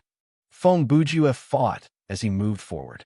When he reached Ruo Yu, he said in a mocking tone, "This should be the last sweeper, right?" "Ah, I think so." 2 seconds before Ruo Yu responded, she had just finished off a sweeper. Right now, she was retracting her attack as she continued. "Speaking of which, the enemy's reinforcements have slowed down a bit, haven't they?" Feng Bujua replied with a smile. "It's not somewhat slowed down, it's almost completely stopped." "Oh," Ruo Yu said, "are you calculating?" "Of course I'm calculating." Feng Bujua continued. "Even though I've been to the reincarnation well, as long as I'm here, I've been paying attention to the reinforcements." "Then, do you know why the reinforcements have stopped?" Ruo Yu asked. She had already picked up some clues from Brother Ju's tone. "It's very simple," Feng Bujua replied. "They're all dead." "All dead?" Ruo Yu repeated the 3 words with a slightly doubtful tone. Brother Ju knew that Ruo Yu wanted him to explain more clearly, so he quickly added, "The reinforcements are not infinite. No matter how fast they are produced, it still takes time. It's just that, because there are so many reinforcements being produced, it gives people the illusion that there's no end to them." "You mean," Ruo Yu said, "in this battle of the Monster Kingdom, the remaining reinforcements are almost all dead?" "That's right." Feng Bujua nodded and said, According to the information I got from Mr. Hankey and the data I observed, it's easy to calculate how many reinforcements they have killed. It's nothing more than multiplying the killing efficiency by the time. It's elementary math. He paused and said, of course, because killing efficiency is a constantly fluctuating value, and we have to take into account physical consumption, changes in the battle situation, and other factors. The final result is bound to be a certain deviation. But under such a basic number, it doesn't matter if there's a difference of tens of thousands of reinforcements. But Ruoyu thought for a moment and continued, you don't know the actual number of reinforcements. Without this as a reference, the number of reinforcements you've calculated is meaningless. She paused for half a second and asked, how can you be sure that they've stopped because they're almost dead and not because they've decided to give up the attack? Wow. Suddenly, Feng Bujue's tone changed, and he added cheekily, don't be like that. You're making me excited. Ruoyu, who was killing the reinforcements, took the time to turn and roll her eyes at her brother Bujue. Hey, what did I say? What did I say to make you show such a perverted look and reply to me like that? You follow my train of thought and made a logical analysis. You immediately found the problem and asked the question directly. Feng Bujue also used Rangkyaku to kill the reinforcements as he said, this feeling. TSK. It's like, that's enough. Ruoyu, you did not even need to finish listening to him. I'd rather be physically harassed by you than listen to your next analogy. Obviously, she felt that mental harassment was worse. You too. At this moment, Samon Tier, who was not far from them, happened to hear their conversation. He could not help but interrupt. I have a word, but I don't know if I should say it. What's a word? Brother Bujue asked curiously. Get a room. For some reason, Samon Tier's English seemed to be quite fluent. Huh? Feng Bujue laughed. Okay, let's talk about the main topic. He obviously remembered the main topic. Actually, I'm just making a reasonable guess. Think about it. This war has been going on for 2 years. Why is that? If their military strength was unlimited, it wouldn't have taken that long, right? Based on a number of reinforcements we saw today, even if the war demon did not participate in the attack, which force alone could withstand it. However, the reality is that the war demon has personally attacked many forces. This shows that their plans vary from person to person and time to time. The purpose is to avoid unnecessary losses. Take the Detective Club as an example. If the war demon went alone, he would be able to take it down without spending a single soldier. But if the Redundancy Legion were to attack, although they should be able to take it down in the end, who knows how much they would have to pay. After all, Brother Zun and Old Wang are fighting on their home ground. It would be easy for them to wear down tens of thousands of reinforcements with various means. For forces like the Phantom Demon Church, the Court of Truth, or the Blackbeard Pirates, it would be better to send a large force to besiege them. This is because you either have more strongholds, more members, or more mobility. If the war demon were to attack, you would scatter in confusion, and it would be difficult to catch all of you in one fell swoop. In short, the Redundancy Legion is not the kind of force that will never be exhausted. It takes time for them to accumulate their numbers. Besides, the main universe is only so big. If you can take down the entire main universe with 200,000 soldiers, will you continue to build up to 2 million soldiers? No matter how cautious you are, you should stop building up to 400,000. If you think about it from this point of view, as long as you estimate the number of soldiers needed to take down each force, you can basically guess the total number of soldiers that the other side has. While Feng Bujue was explaining, the space around them was emptier and emptier.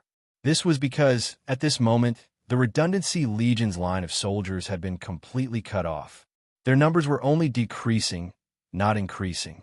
In a situation where the sweepers were completely wiped out, the ordinary Redundancy Legion would only attack in a disorderly manner. They had no concept of escape and didn't even know how to take a roundabout route. So what happened next was basically a one-sided cleanup operation by the King's army. Seeing that victory was within their grasp, the morale of the Monster Kingdom soldiers was greatly boosted. Like the autumn wind sweeping away fallen leaves, they began to clean up the remaining soldiers. At this time, there was no need for the players to join in the fun. It wasn't worth risking their lives in the sky for that little bit of skill points, so they all unanimously chose to return to the ground to rest. At this point, the battle in the Monster Kingdom, which was also the final battle in the main universe, had been decided. After 2 long years of darkness, the soldiers of the main universe finally ushered in the dawn of victory.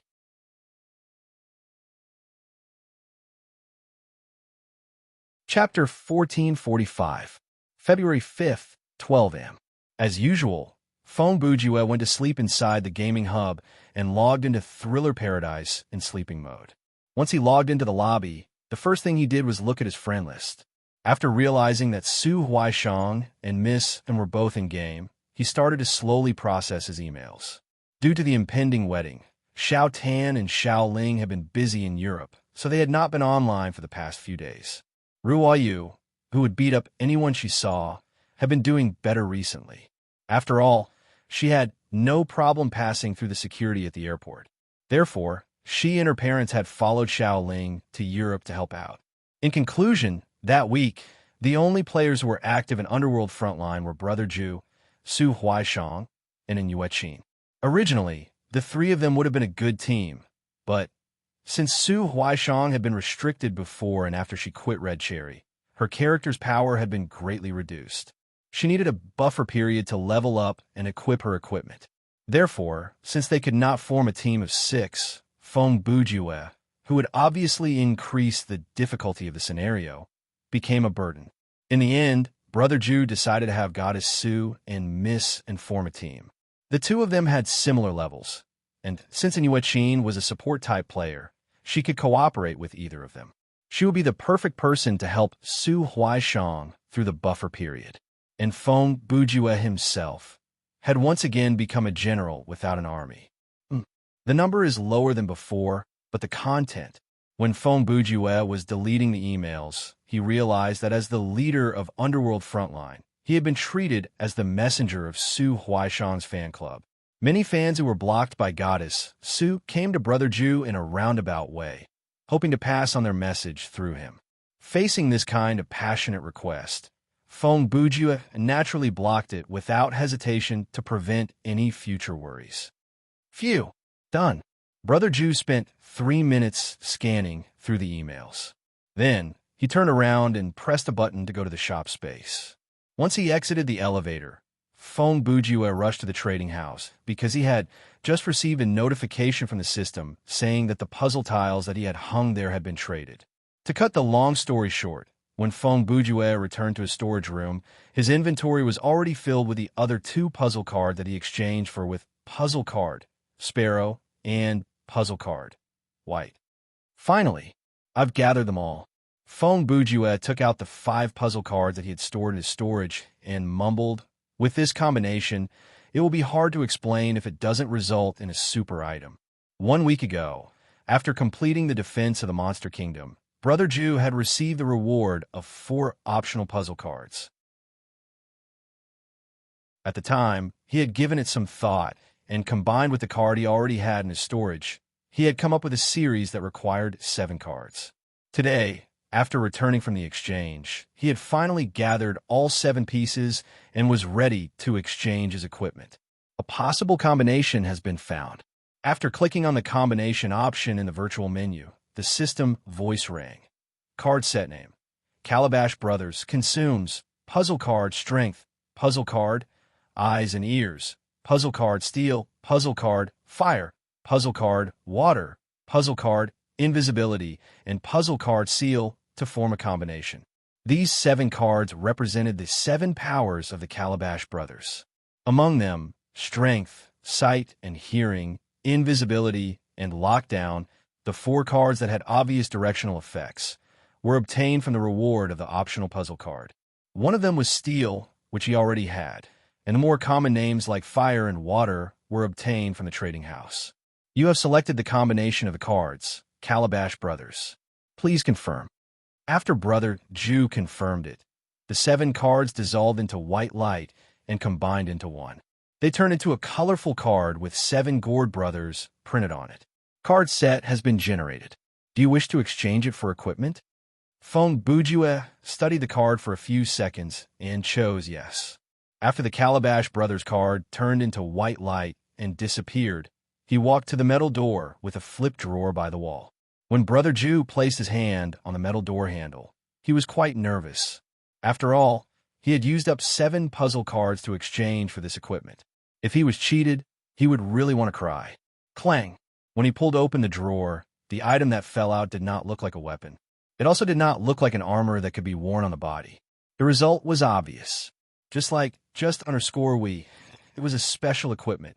Name, Rainbow Lotus, type, compound weapon, quality, legendary attack, defense, attribute, special effect, fusion refinement, one-time use. Usage requirement, general talent A. This item will be bound after it's picked up. Remark, you can refine 7 weapons and equipment into one to create a new weapon or equipment. When refining, you have to choose a weapon or equipment as the main body. The attributes and special effects of the refined item will be randomly generated. It has nothing to do with the quality, attributes, special effects, and quantity of the refined materials. The quality of the refined item will be legendary, and it will retain the basic appearance of the main body. Phone Bujue finished reading the item description and thought, this is really good stuff. This is much better than a random weapon or equipment that might not be suitable for the player. It basically allows me to decide what kind of item to refine. Indeed, the function of the Rainbow Lotus was to allow the player to choose what kind of legendary equipment they wanted. The remark clearly stated that the quality of the refined item will be legendary, and the attributes of the refined item will be randomly generated. It has nothing to do with the refined materials. These were to remind the player that there was no need to combine 7 powerful items. Even if you combined 7 pieces of trash, the quality of the refined item would still be legendary, and the special effects would depend on luck. As for the retain the basic appearance of the main body, it was to allow the player to decide what kind of legendary equipment they would refine in the end. For example, players who were good with guns could choose a gun as the main body of the refined item. They could also choose whether they wanted a pistol, a rifle, a shotgun, or a sniper rifle. Players who were good with cold weapons could choose whether they wanted a knife, a spear, a sword, a halberd, an axe, a hook, a trident, a baton, a whip, a mace, a hammer, or a claw. They could choose whatever they wanted to refine. Similarly, it was the same for armor, breastplates, shoulder pads, helmet, leg guards.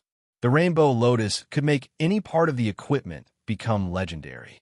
For players like Phone Bujue, who did not have much of an advantage in terms of randomness, this reward of being able to choose to a certain extent was indeed much better than just giving him a legendary item. So which one should I use? After figuring out how to use this item, Brother Jew started to seriously consider the legendary equipment that he needed to replenish. The current Brother Jew definitely did not lack skills, so upgrading his weapons and equipment became the most important thing. As expected, I'll stick with that. It's easier to use. Phone Bujue thought for a while and smiled. Then, he took out a wrench from his inventory. All this time, Brother Jew had been using all sorts of strange weapons, such as a kitchen knife, a wrench, a military shovel, a small knife, a mace. Basically, he was used to using these kinds of short, unconventional weapons in battle. After losing the Blade of Necessity, he had not been able to find a weapon that could replace its function. As a level 57 player, it was a little unreasonable for him to not have a proper main weapon. So, in the end, he chose his first main weapon in the game, Mario's wrench. After making the decision to refine the main body, the next step was easy. Phone Bujue had plenty of space in his inventory. There was a lot of trash that he wanted to save up to sell at the shop, as well as the fuel that he had saved for the disintegrator, including the children's baseball bat that he received from Professor Manhattan when he helped him recover his equipment. He casually rummaged through the inventory and managed to gather 6 weapons and equipment that ranged from broken to excellent. After he gathered all the materials, Brother Jew immediately used Mario's wrench as the main body and activated the special effect of Rainbow Lotus. Please note, this action cannot be reversed. Please confirm again. As expected, when there were many consumable items, and some of them were valuable, the system would give him a notification. Confirmed. Begin refining.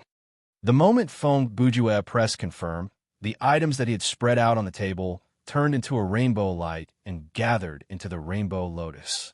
Please wait patiently for the time it takes for an incense stick to burn. Huh? When Brother Ju heard the notification, he was shocked. It doesn't even need to count down to a minute. The time it takes for an incense stick to burn and a cup of tea to drink could be long or short. Since the incense stick could be long or short, and the length of tea was different in different seasons, it was hard to estimate the time it takes for an incense stick to burn. Other than that, the refining process before him was more complicated than Brother Ju had imagined. It felt like he was refining an elixir in an alchemy cauldron. As the Rainbow Lotus on the table kept changing, it glowed with the colors of red, orange, yellow, green, indigo, blue, and purple. Feng Bujue's white storage room kept changing colors as well, and the whole room was enveloped in a seductive atmosphere. This is just like the disco from half a century ago. Feng Bujue, who stood beside the table, was strangely annoyed. 1. It was because the light made his eyes dizzy, and 2. He hated this kind of waiting time that was neither too long nor too short. He had no idea how long he would have to wait. In the end, he waited for more than 20 minutes, just as Brother Ju was thinking about whether he should take out the orb to play squash for a while. Suddenly, there was a bang, and the lotus on the table exploded without warning. Of course, this explosion wouldn't cause any substantial damage. It only created a cloud of smoke and dust that looked like a rainbow. Feng Bujue did not wait for the dust to dissipate. He immediately reached out and grabbed the weapon that had been refined on the table. Name, Z-Wrench. Type, compound weapon. Quality, legendary. Attack, extreme. Element, ice. Fire. Special effect 1. Automatically absorbs kinetic energy to recharge during the attack. Special effect 2. After charging to 30%, it can transform into a nunchaku. Special effect 3. After charging to 50%, both ends will be imbued with the element of ice and fire. Special effect 4. After charging to 80%, it will gain the ability of combo attack. Repeated attacks on the same target within a certain period of time will increase the damage. Special effect 5. After charging to 100%, when it hits the head of any creature, it will definitely deal a critical hit. Special effect 6. Within a certain period of time, if the number of combo attack reaches 70 and the number of critical hits reaches 7, the user can enter Z mode. In this mode, the attacks of the Z wrench will ignore the user's defense, and the user will gain a periodic speed buff. Special effect 7. In Z mode, the user can use Z burst once. It will release all the kinetic energy that has been accumulated since the start of the battle to deal a powerful blow. After using it, the user will leave Z mode and the charge will return to 0%. Equip requirement, Fighting S or Workmanship S, bound upon pickup. Note, most of us have the same experience when buying nunchakus. One day, we watched a kung fu movie and bought one on a whim. When we got home, we excitedly beat ourselves up and then put the nunchakus on the shelf. Or, we simply went to return the nunchakus. Without a doubt, this is a weapon that requires a lot of skill. A strong physique will not help you control it better. It will only help it hit you harder. If you're not confident in your skills, I suggest you fight in wrench mode. But if you can use it well, the Z wrench will be the king of melee weapons. After Feng Bujue read the item description, he grumbled, I chose this because I know how to use the wrench, but after refining it, you're telling me that I need to use nunchaku mode to unleash its full power? Even though he had a feeling that he had been scammed, at this point, he could not just throw the weapon away. With no other choice, he could only slowly train his nunchaku skills in future battles. Feng Bujue, level 57 title, Insanity, title ability, Truth Fallacy, EXP, 314-865-005-7000000. Skill points. 251. Game coins. 276-2000. Mastery. General ability A. Workmanship A. Sleuthing B. Fighting S. Marksmanship B. Medic C. Sorcery S. Summoning S. Inventory 1540 life points recovery potion. Medium Asterisk 5 life points recovery potion. Large Asterisk 5 Na Yuan Che Marrow powder Asterisk 5. Chuck Norris autobiography. Chuck Norris razor. Deceitful pocket watch. Oxygen pipe. Buy-in. Slow as a forest move. As thunder, immovable as a mountain. Just underscore we. Rat mallet. Poker man hero ID card. Z-wrench equipment. Mad Fiend Poker, sorcery weapon. Complete mean armor, void shredder, Bell's daily knife, power gloves, ex-Zodiac prison outfit, friends balaclava skill tab, empty combo skill with Royal, magic mastery, endless forest souls, zero time difference calculation, rewrite, tier 2, character quest, none. There are many things that need to be explained, so we'll start from the top. First, the title. After killing the War Demon, since the title Descent of the War Demon could no longer be used successfully, the title Vanguard of Darkness naturally ceased to exist. That day, once Feng Bujua left the scenario, he received the new title Mad Buddha, which was tailor-made for him. However, when he tried to look at the skill description of the title skill, Truth's Fallacy, he was unable to summon the related game menu. Because of this, Feng Bujua purposely went to customer service, but the answer he got was, there's no bug. If you can't see the skill description, then it must be the game's design. Considering his own situation, Brother Ju speculated that this might be related to something in the real world. Furthermore, Dream Company's customer service was not the kind of department that could get different answers through repeated questioning. Therefore, Brother Ju could only put this matter aside for now. Secondly, in terms of level and mastery, Feng Bujua had improved. Since he could use all the skills that he had or had seen before, his medic mastery had reached level C, and his summoning mastery had reached level S. For this, he had to thank his old brother, Shadow King, who had fought him many times. Then, there were the skill points and game coins. When Feng Bujua showed off his skill points last time, he had more than 90,000 game coins, and he had 8 digits of game coins. Now, these two numbers had decreased greatly. Naturally, it was because he had spent them. There was no need to talk about the game coins. It was obvious from the upper limit of his inventory. As I said earlier, Feng Bujua now had a lot of storage space. Obviously, he had spent all his money on the upper limit of his inventory and storage space. As for the skill points, after Brother Ju collected 100,000 skill points, he went to the thriller box to buy something and spend it all in one go. That item was none other than the sealed Exordia. Perhaps some people might be curious. What was this thing? Was it worth 100,000 skill points? Yes, it was worth it. In fact, the Exordia prison set that was combined from this item was the strongest equipment that Feng Bujua had. Its value was higher than the complete acrimonious war armor and the Z-wrench that he had just obtained. Item name: Exordia prison set. Item type: special armor quality, legendary defense points, none element. Absorb special effect 1. Seal release ritual. Whenever the player receives a physical attack, no matter how much damage the player receives in the end, the player will gain mana equivalent to the attack's energy. Special effect 2. Anger of the Sealed. When the player receives a magical attack, the player can release mana equivalent to the attack's energy to nullify or weaken the attack. Special effect 3. Sealed defense wall can be activated at any time. Expend mana to create a defensive force field. The amount of mana expended is based on the size and strength of the defensive force field. Special effect 4. Seal Destroyer can be used on any defensive effect created by any item or skill. Expend mana equivalent to the effect's energy to nullify or weaken the effect. Equip requirement: anyone who masteries to reach level S. Binds after synthesis. Remark: the combination of the Sealed's right foot, Sealed's left foot, Sealed's right wrist, Sealed's left wrist, and Sealed Exordia contains an unimaginable amount of ultimate power. If this so-called prison set was to be displayed in the form of clothing, it would be a set of translucent shackles wrapped around the player's limbs and neck. Of course, even if the shackles were to be displayed, it would not affect the player's movement of the limbs. It would just look stiff and no one would bother to display it. For a piece of equipment with an ugly appearance that required 5 items to combine, and the most important part of the equipment was priced at 100,000 skill points, its special effect was naturally powerful.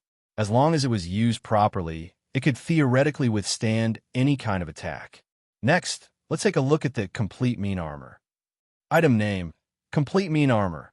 Item type: armor. Quality: legendary. Defense points: extreme. Attribute: isolation, buffer, special effect. When equipped, all damage received by the player will be reduced by 50%. All attacks judged to be strong and below will be ineffective. P.S. Except for the damage caused by the axe, tree spirit who talks trash must die. Equip requirement: male player, fighting mastery S, sorcery B, binds after pickup. Remark: a long, long time ago, the legendary dwarven craftsman, or Quandai, used the wood of the tree of taunting as raw materials, together with dragon blood, demon bones, and many gems, to create a notorious artifact, the mean armor.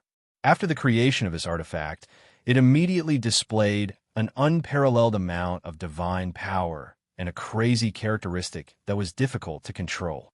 Even Quandai himself could not fully control the power of the armor, and he could not destroy it. Hence, Quandai used a special method to divide the power of the armor into 20 parts. He gave 3 parts to the elves, 7 to the dwarves, and 9 to the humans. As for himself, he kept the main part of the armor and hid it away. Compared to the original 1320 version, its defense was obviously much stronger.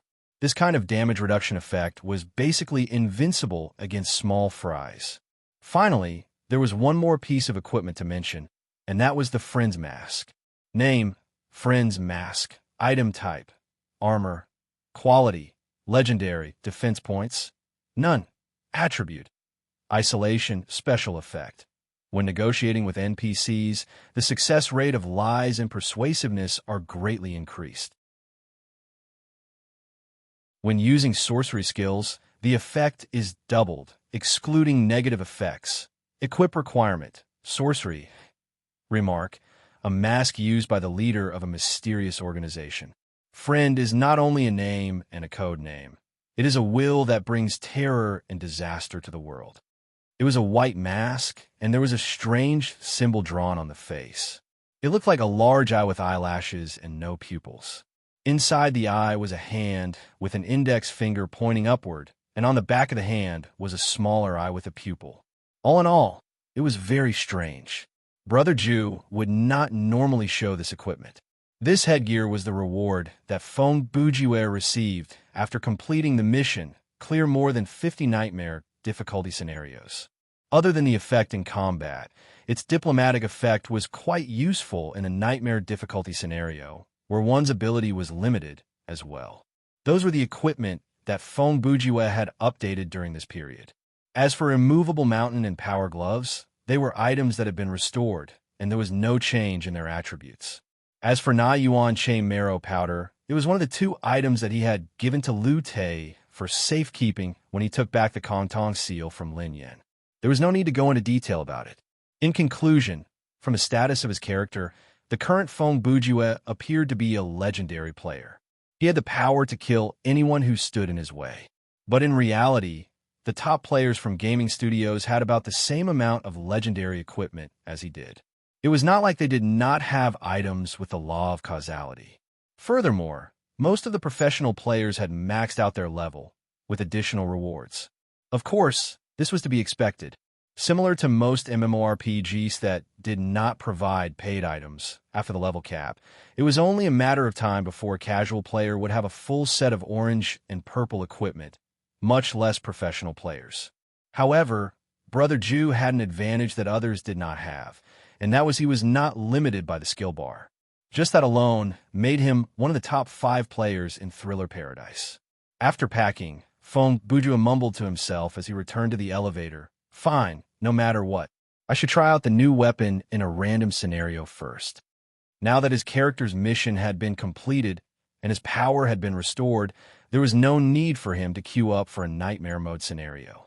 Therefore, as he said, with the intention of trying out the new weapon, he randomly queued up for a normal mode solo survival mode scenario.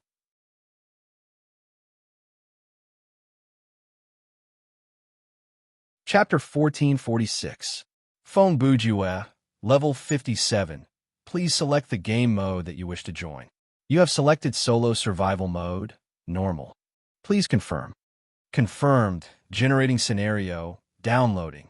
Please wait a moment. Juan. Welcome. Thriller Lele. Garden. Not long after he chose the script, the familiar opening speech came.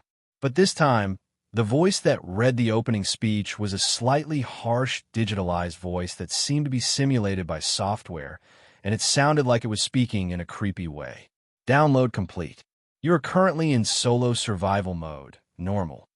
A scenario introduction is provided in this mode, and there is a chance of triggering hidden side missions and special world building. Reward for clearing the scenario. Randomly draw a piece of excellent equipment. Playing the scenario introduction soon. The game will start immediately after that. Thriller Paradise had been open for almost a year. Based on the player's experience, 99% of the time, the reward for clearing a normal solo dungeon would be one of the following. 1. An excellent quality equipment, with a chance of appearing suitable for current level or usable. 2. 1 to 2 random puzzle cards. 3. A skill. 4. Extra EXP or skill points that match the difficulty. 5. Extra game coins. Even though the game had been updated several times over the past year, and the Dream Company had been adjusting the frequency of certain missions in real time. For example, when most of the players in the server did not need to level up, the EXP reward would be decreased. When the exchange rate needed to be controlled, the game coins would be increased. When there were too many items in the Thriller box, the skill points would be increased. Overall, the reward for clearing a normal solo dungeon was not that special. Therefore, Brother Jew's reward for clearing the scenario was quite normal. This place is the focus of the whole world. Not long after that, with the narration of a male voice in a reciting tone, the introductory cinematic started to play. Fong Bujua lost control of his body and entered viewing mode. At the beginning of the screen was a strange DNA sequence and some images that could only be observed with a microscope. Could this be the scenario for the X-Men? Before Fong Bujua heard the first sentence, he reacted quickly. This is the frontier of agricultural technology. However, the second sentence of the narrator made Brother Jew feel that something was amiss. Here lies the Jinkala production base, one of the top 500 companies in the world. What the F***CK? When the first half of the third sentence came out, Brother Jew was completely shocked. At the same time, the CG also changed to match the narration. First, it cut into a few shots of the big city, and then suddenly inserted a very low-quality slideshow of a towering skyscraper.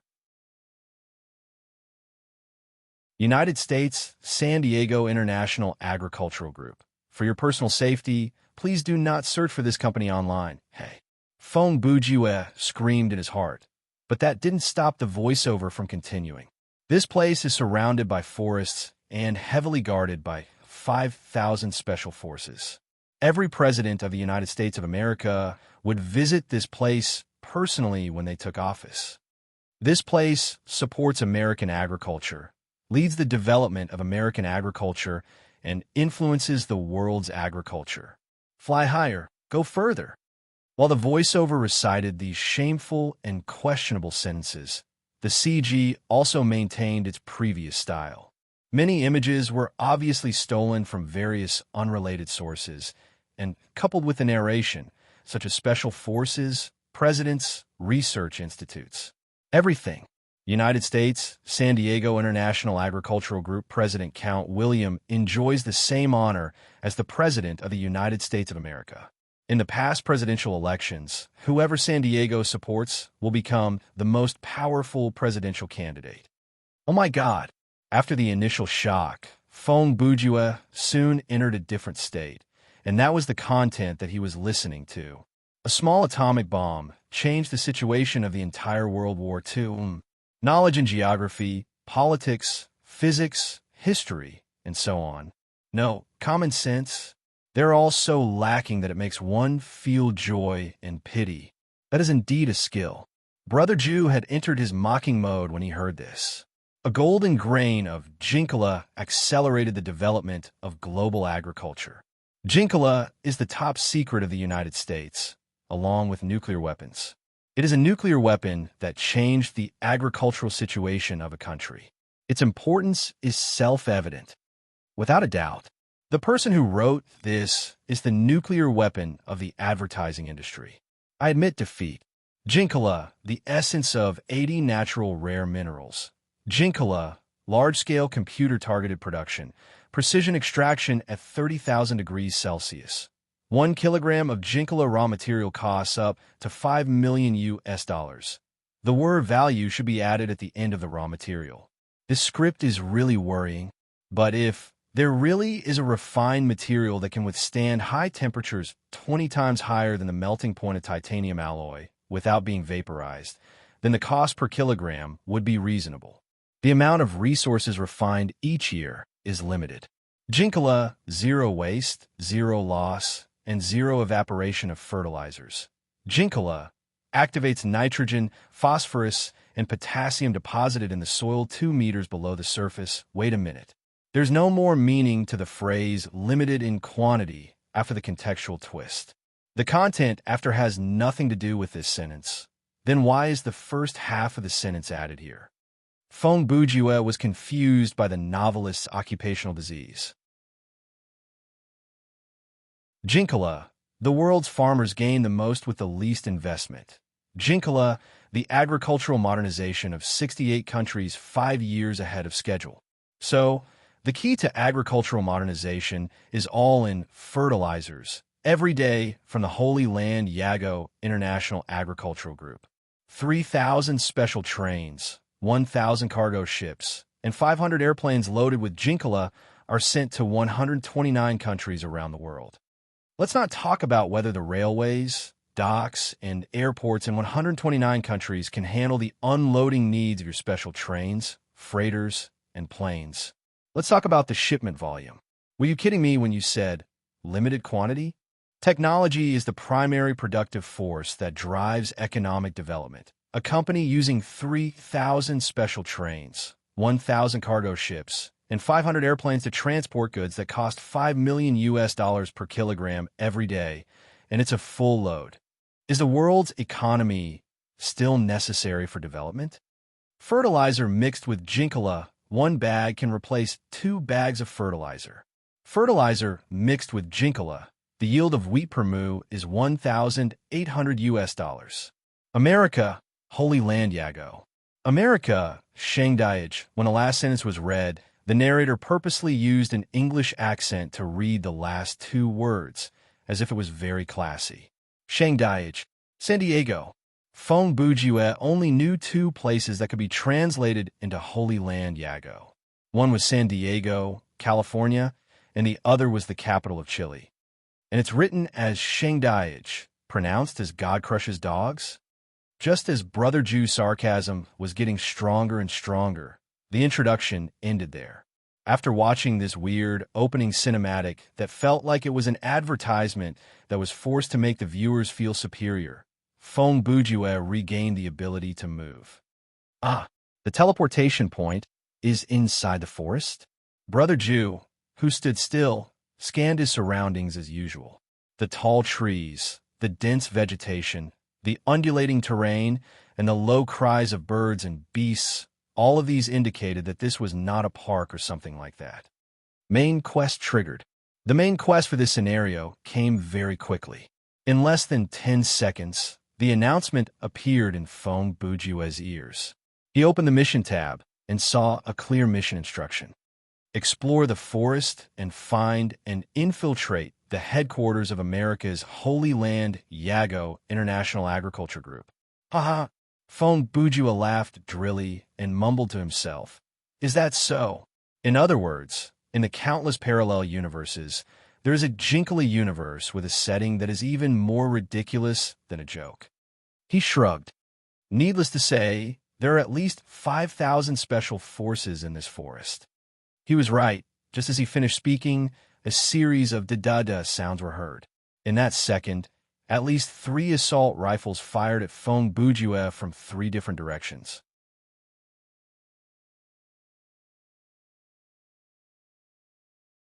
Chapter 1447. Year 20XX of the Kilo calendar. October 9th, 2 o'clock in the afternoon.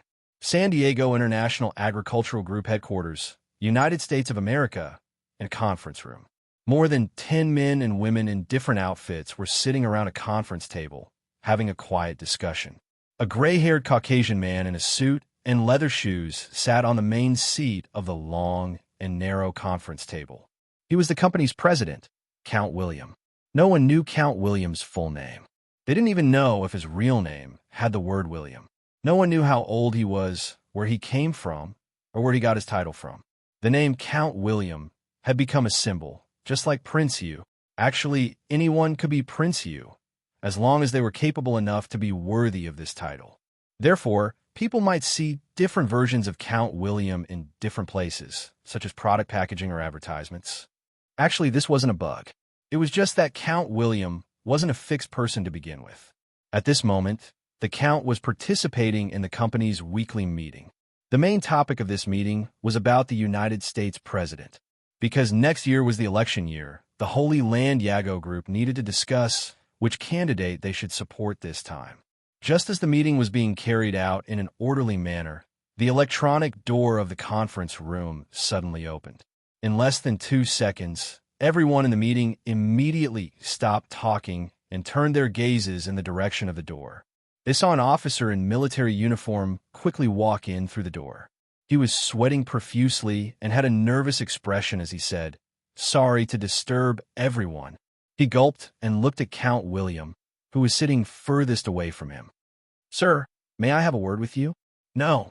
Unexpectedly, Count William didn't even think about it before replying. After the officer was stunned for 3 seconds, Count William added, "Colonel, you are new here, so you might not know about our situation." He paused and spread out his hands.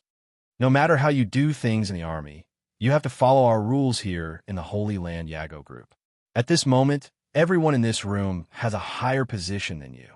Therefore, you don't have the right to decide who you should report your information to and who you shouldn't report to. Only I have this right." The Count's words were not polite, but the domineering aura revealed between the lines made it impossible for anyone to refute. "Yes, sir." The next second, the man called Colonel responded obediently. Then, he raised his voice and said, "There's an emergency now. Can you report it directly here?" Count William nodded. "Go ahead." After receiving the order, the colonel stood still in his standard military posture and began to speak. "About 15 minutes ago, traces of intruders were found at the northern edge of the jungle. Before I came to report, the casualties of the defense force had already exceeded 50 people. As soon as this was said, the entire conference room was filled with whispers. Count William frowned and muttered, "Invaders. The northern part of the jungle should be a no man's land, right? Our satellites are monitoring that area 24 hours a day. Radars, anti-air cannons, and minefields have also been set up properly. What kind of transportation did the invaders use to get here?" The colonel hesitated for a moment. "Sir, there is no army." "What do you mean?" When Count William asked this question, he had already guessed the answer in his heart. According to the video data sent back from the front line and the reports from the soldiers, the colonel replied, "There's only one intruder." "But you just said that you've already suffered more than 50 casualties," William continued. "Yes," the colonel said, "it's all done by that one person." As soon as these words were said, the people around the conference table became even more restless. The whispers gradually turned into a clamor. Silence. Seeing this, Count William shouted sternly.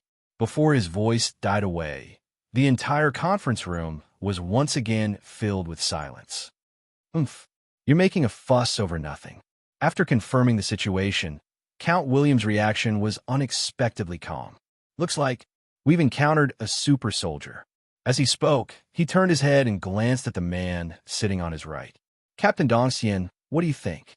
Captain Dongxian was a black man with a free and easy ponytail. He wore a white suit and black trousers, a black tie, and a pair of glasses. After being questioned by the Count, Captain Dongxian pondered for a few seconds. Then, he spoke Chinese that seemed to be imitating a Westerner's accent. He replied, "It's most likely the Japanese again. Over the years, they've repeatedly used diplomatic means to obtain the import rights of Jinkala, but they've all failed. Last year, the mercenary team that was airdropped into the jungle was either killed or poisoned when they were captured. However, judging from some clues, it's very likely that they were sent by the Japanese to steal our secrets."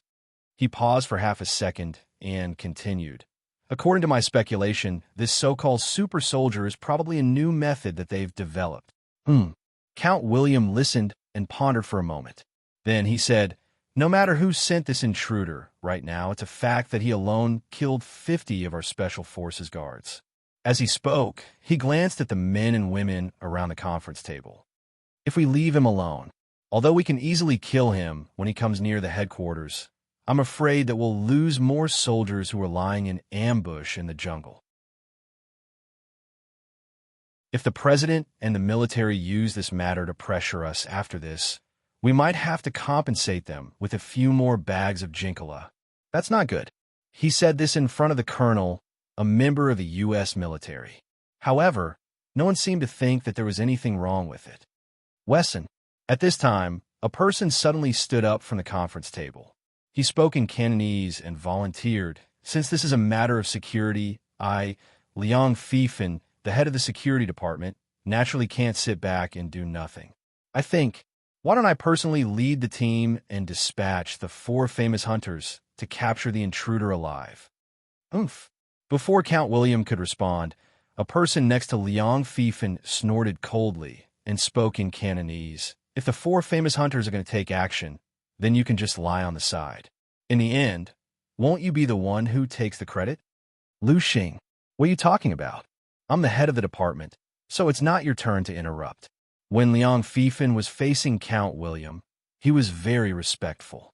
However, when he turned his head to look at Lu Xing, it was a completely different expression. "What? You're angry because I'm right?" Lu Xing did not show any signs of weakness. He also slammed the table and stood up, going tit for tat with Liang Fifan. "Why don't you try to say another sentence?" Liang Fifan continued to glare at him. "Fine, I'll say it." Lu Xing also responded with his veins popping out. "Shit, Liang Fifan, you." Liang Fifan's reaction was very interesting. Again, it seemed that this was not the first time he had heard this line. "What? Can't you hear it?" Lu Xing was especially enthusiastic. "I'll speak again if you hear it. If you hear it again, I'll continue. I'll speak until you hear it. *T. Liang Fifan." The two of them glared at each other, one after the other, completely ignoring the gazes of the people around them. The people around them seemed to be used to this kind of scene. Some rolled their eyes, some looked around. In any case, they were all used to it and did not want to get involved. "All right, that's enough." After the two of them quarreled for a full 5 minutes, Count William opened his mouth and became the peacemaker. "The two of you, don't argue anymore. The two of you might as well go together. Don't mobilize the 4 famous hunters for the time being. Anyway, with the cultivation of the two of you, it should be more than enough to deal with an intruder." Since the Count had spoken, the two of them did not say anything more. Moreover, the Count's suggestion was more fair. Just like this, facing the sudden attack of the mysterious intruder, the first 2 assassins sent out by the Holy Lands Yagu set off. At this time, almost everyone felt that Liang Fifan and Lu Xing could easily deal with the intruder. Only the person sitting on the left of Count William, a young white man wearing the same clothes as the captain of the East Deity team, had a serious expression on his face as he thought about something. You're tuning into the Warrior Lore YouTube channel. Don't forget to subscribe and join us on this journey to catch the most captivating stories.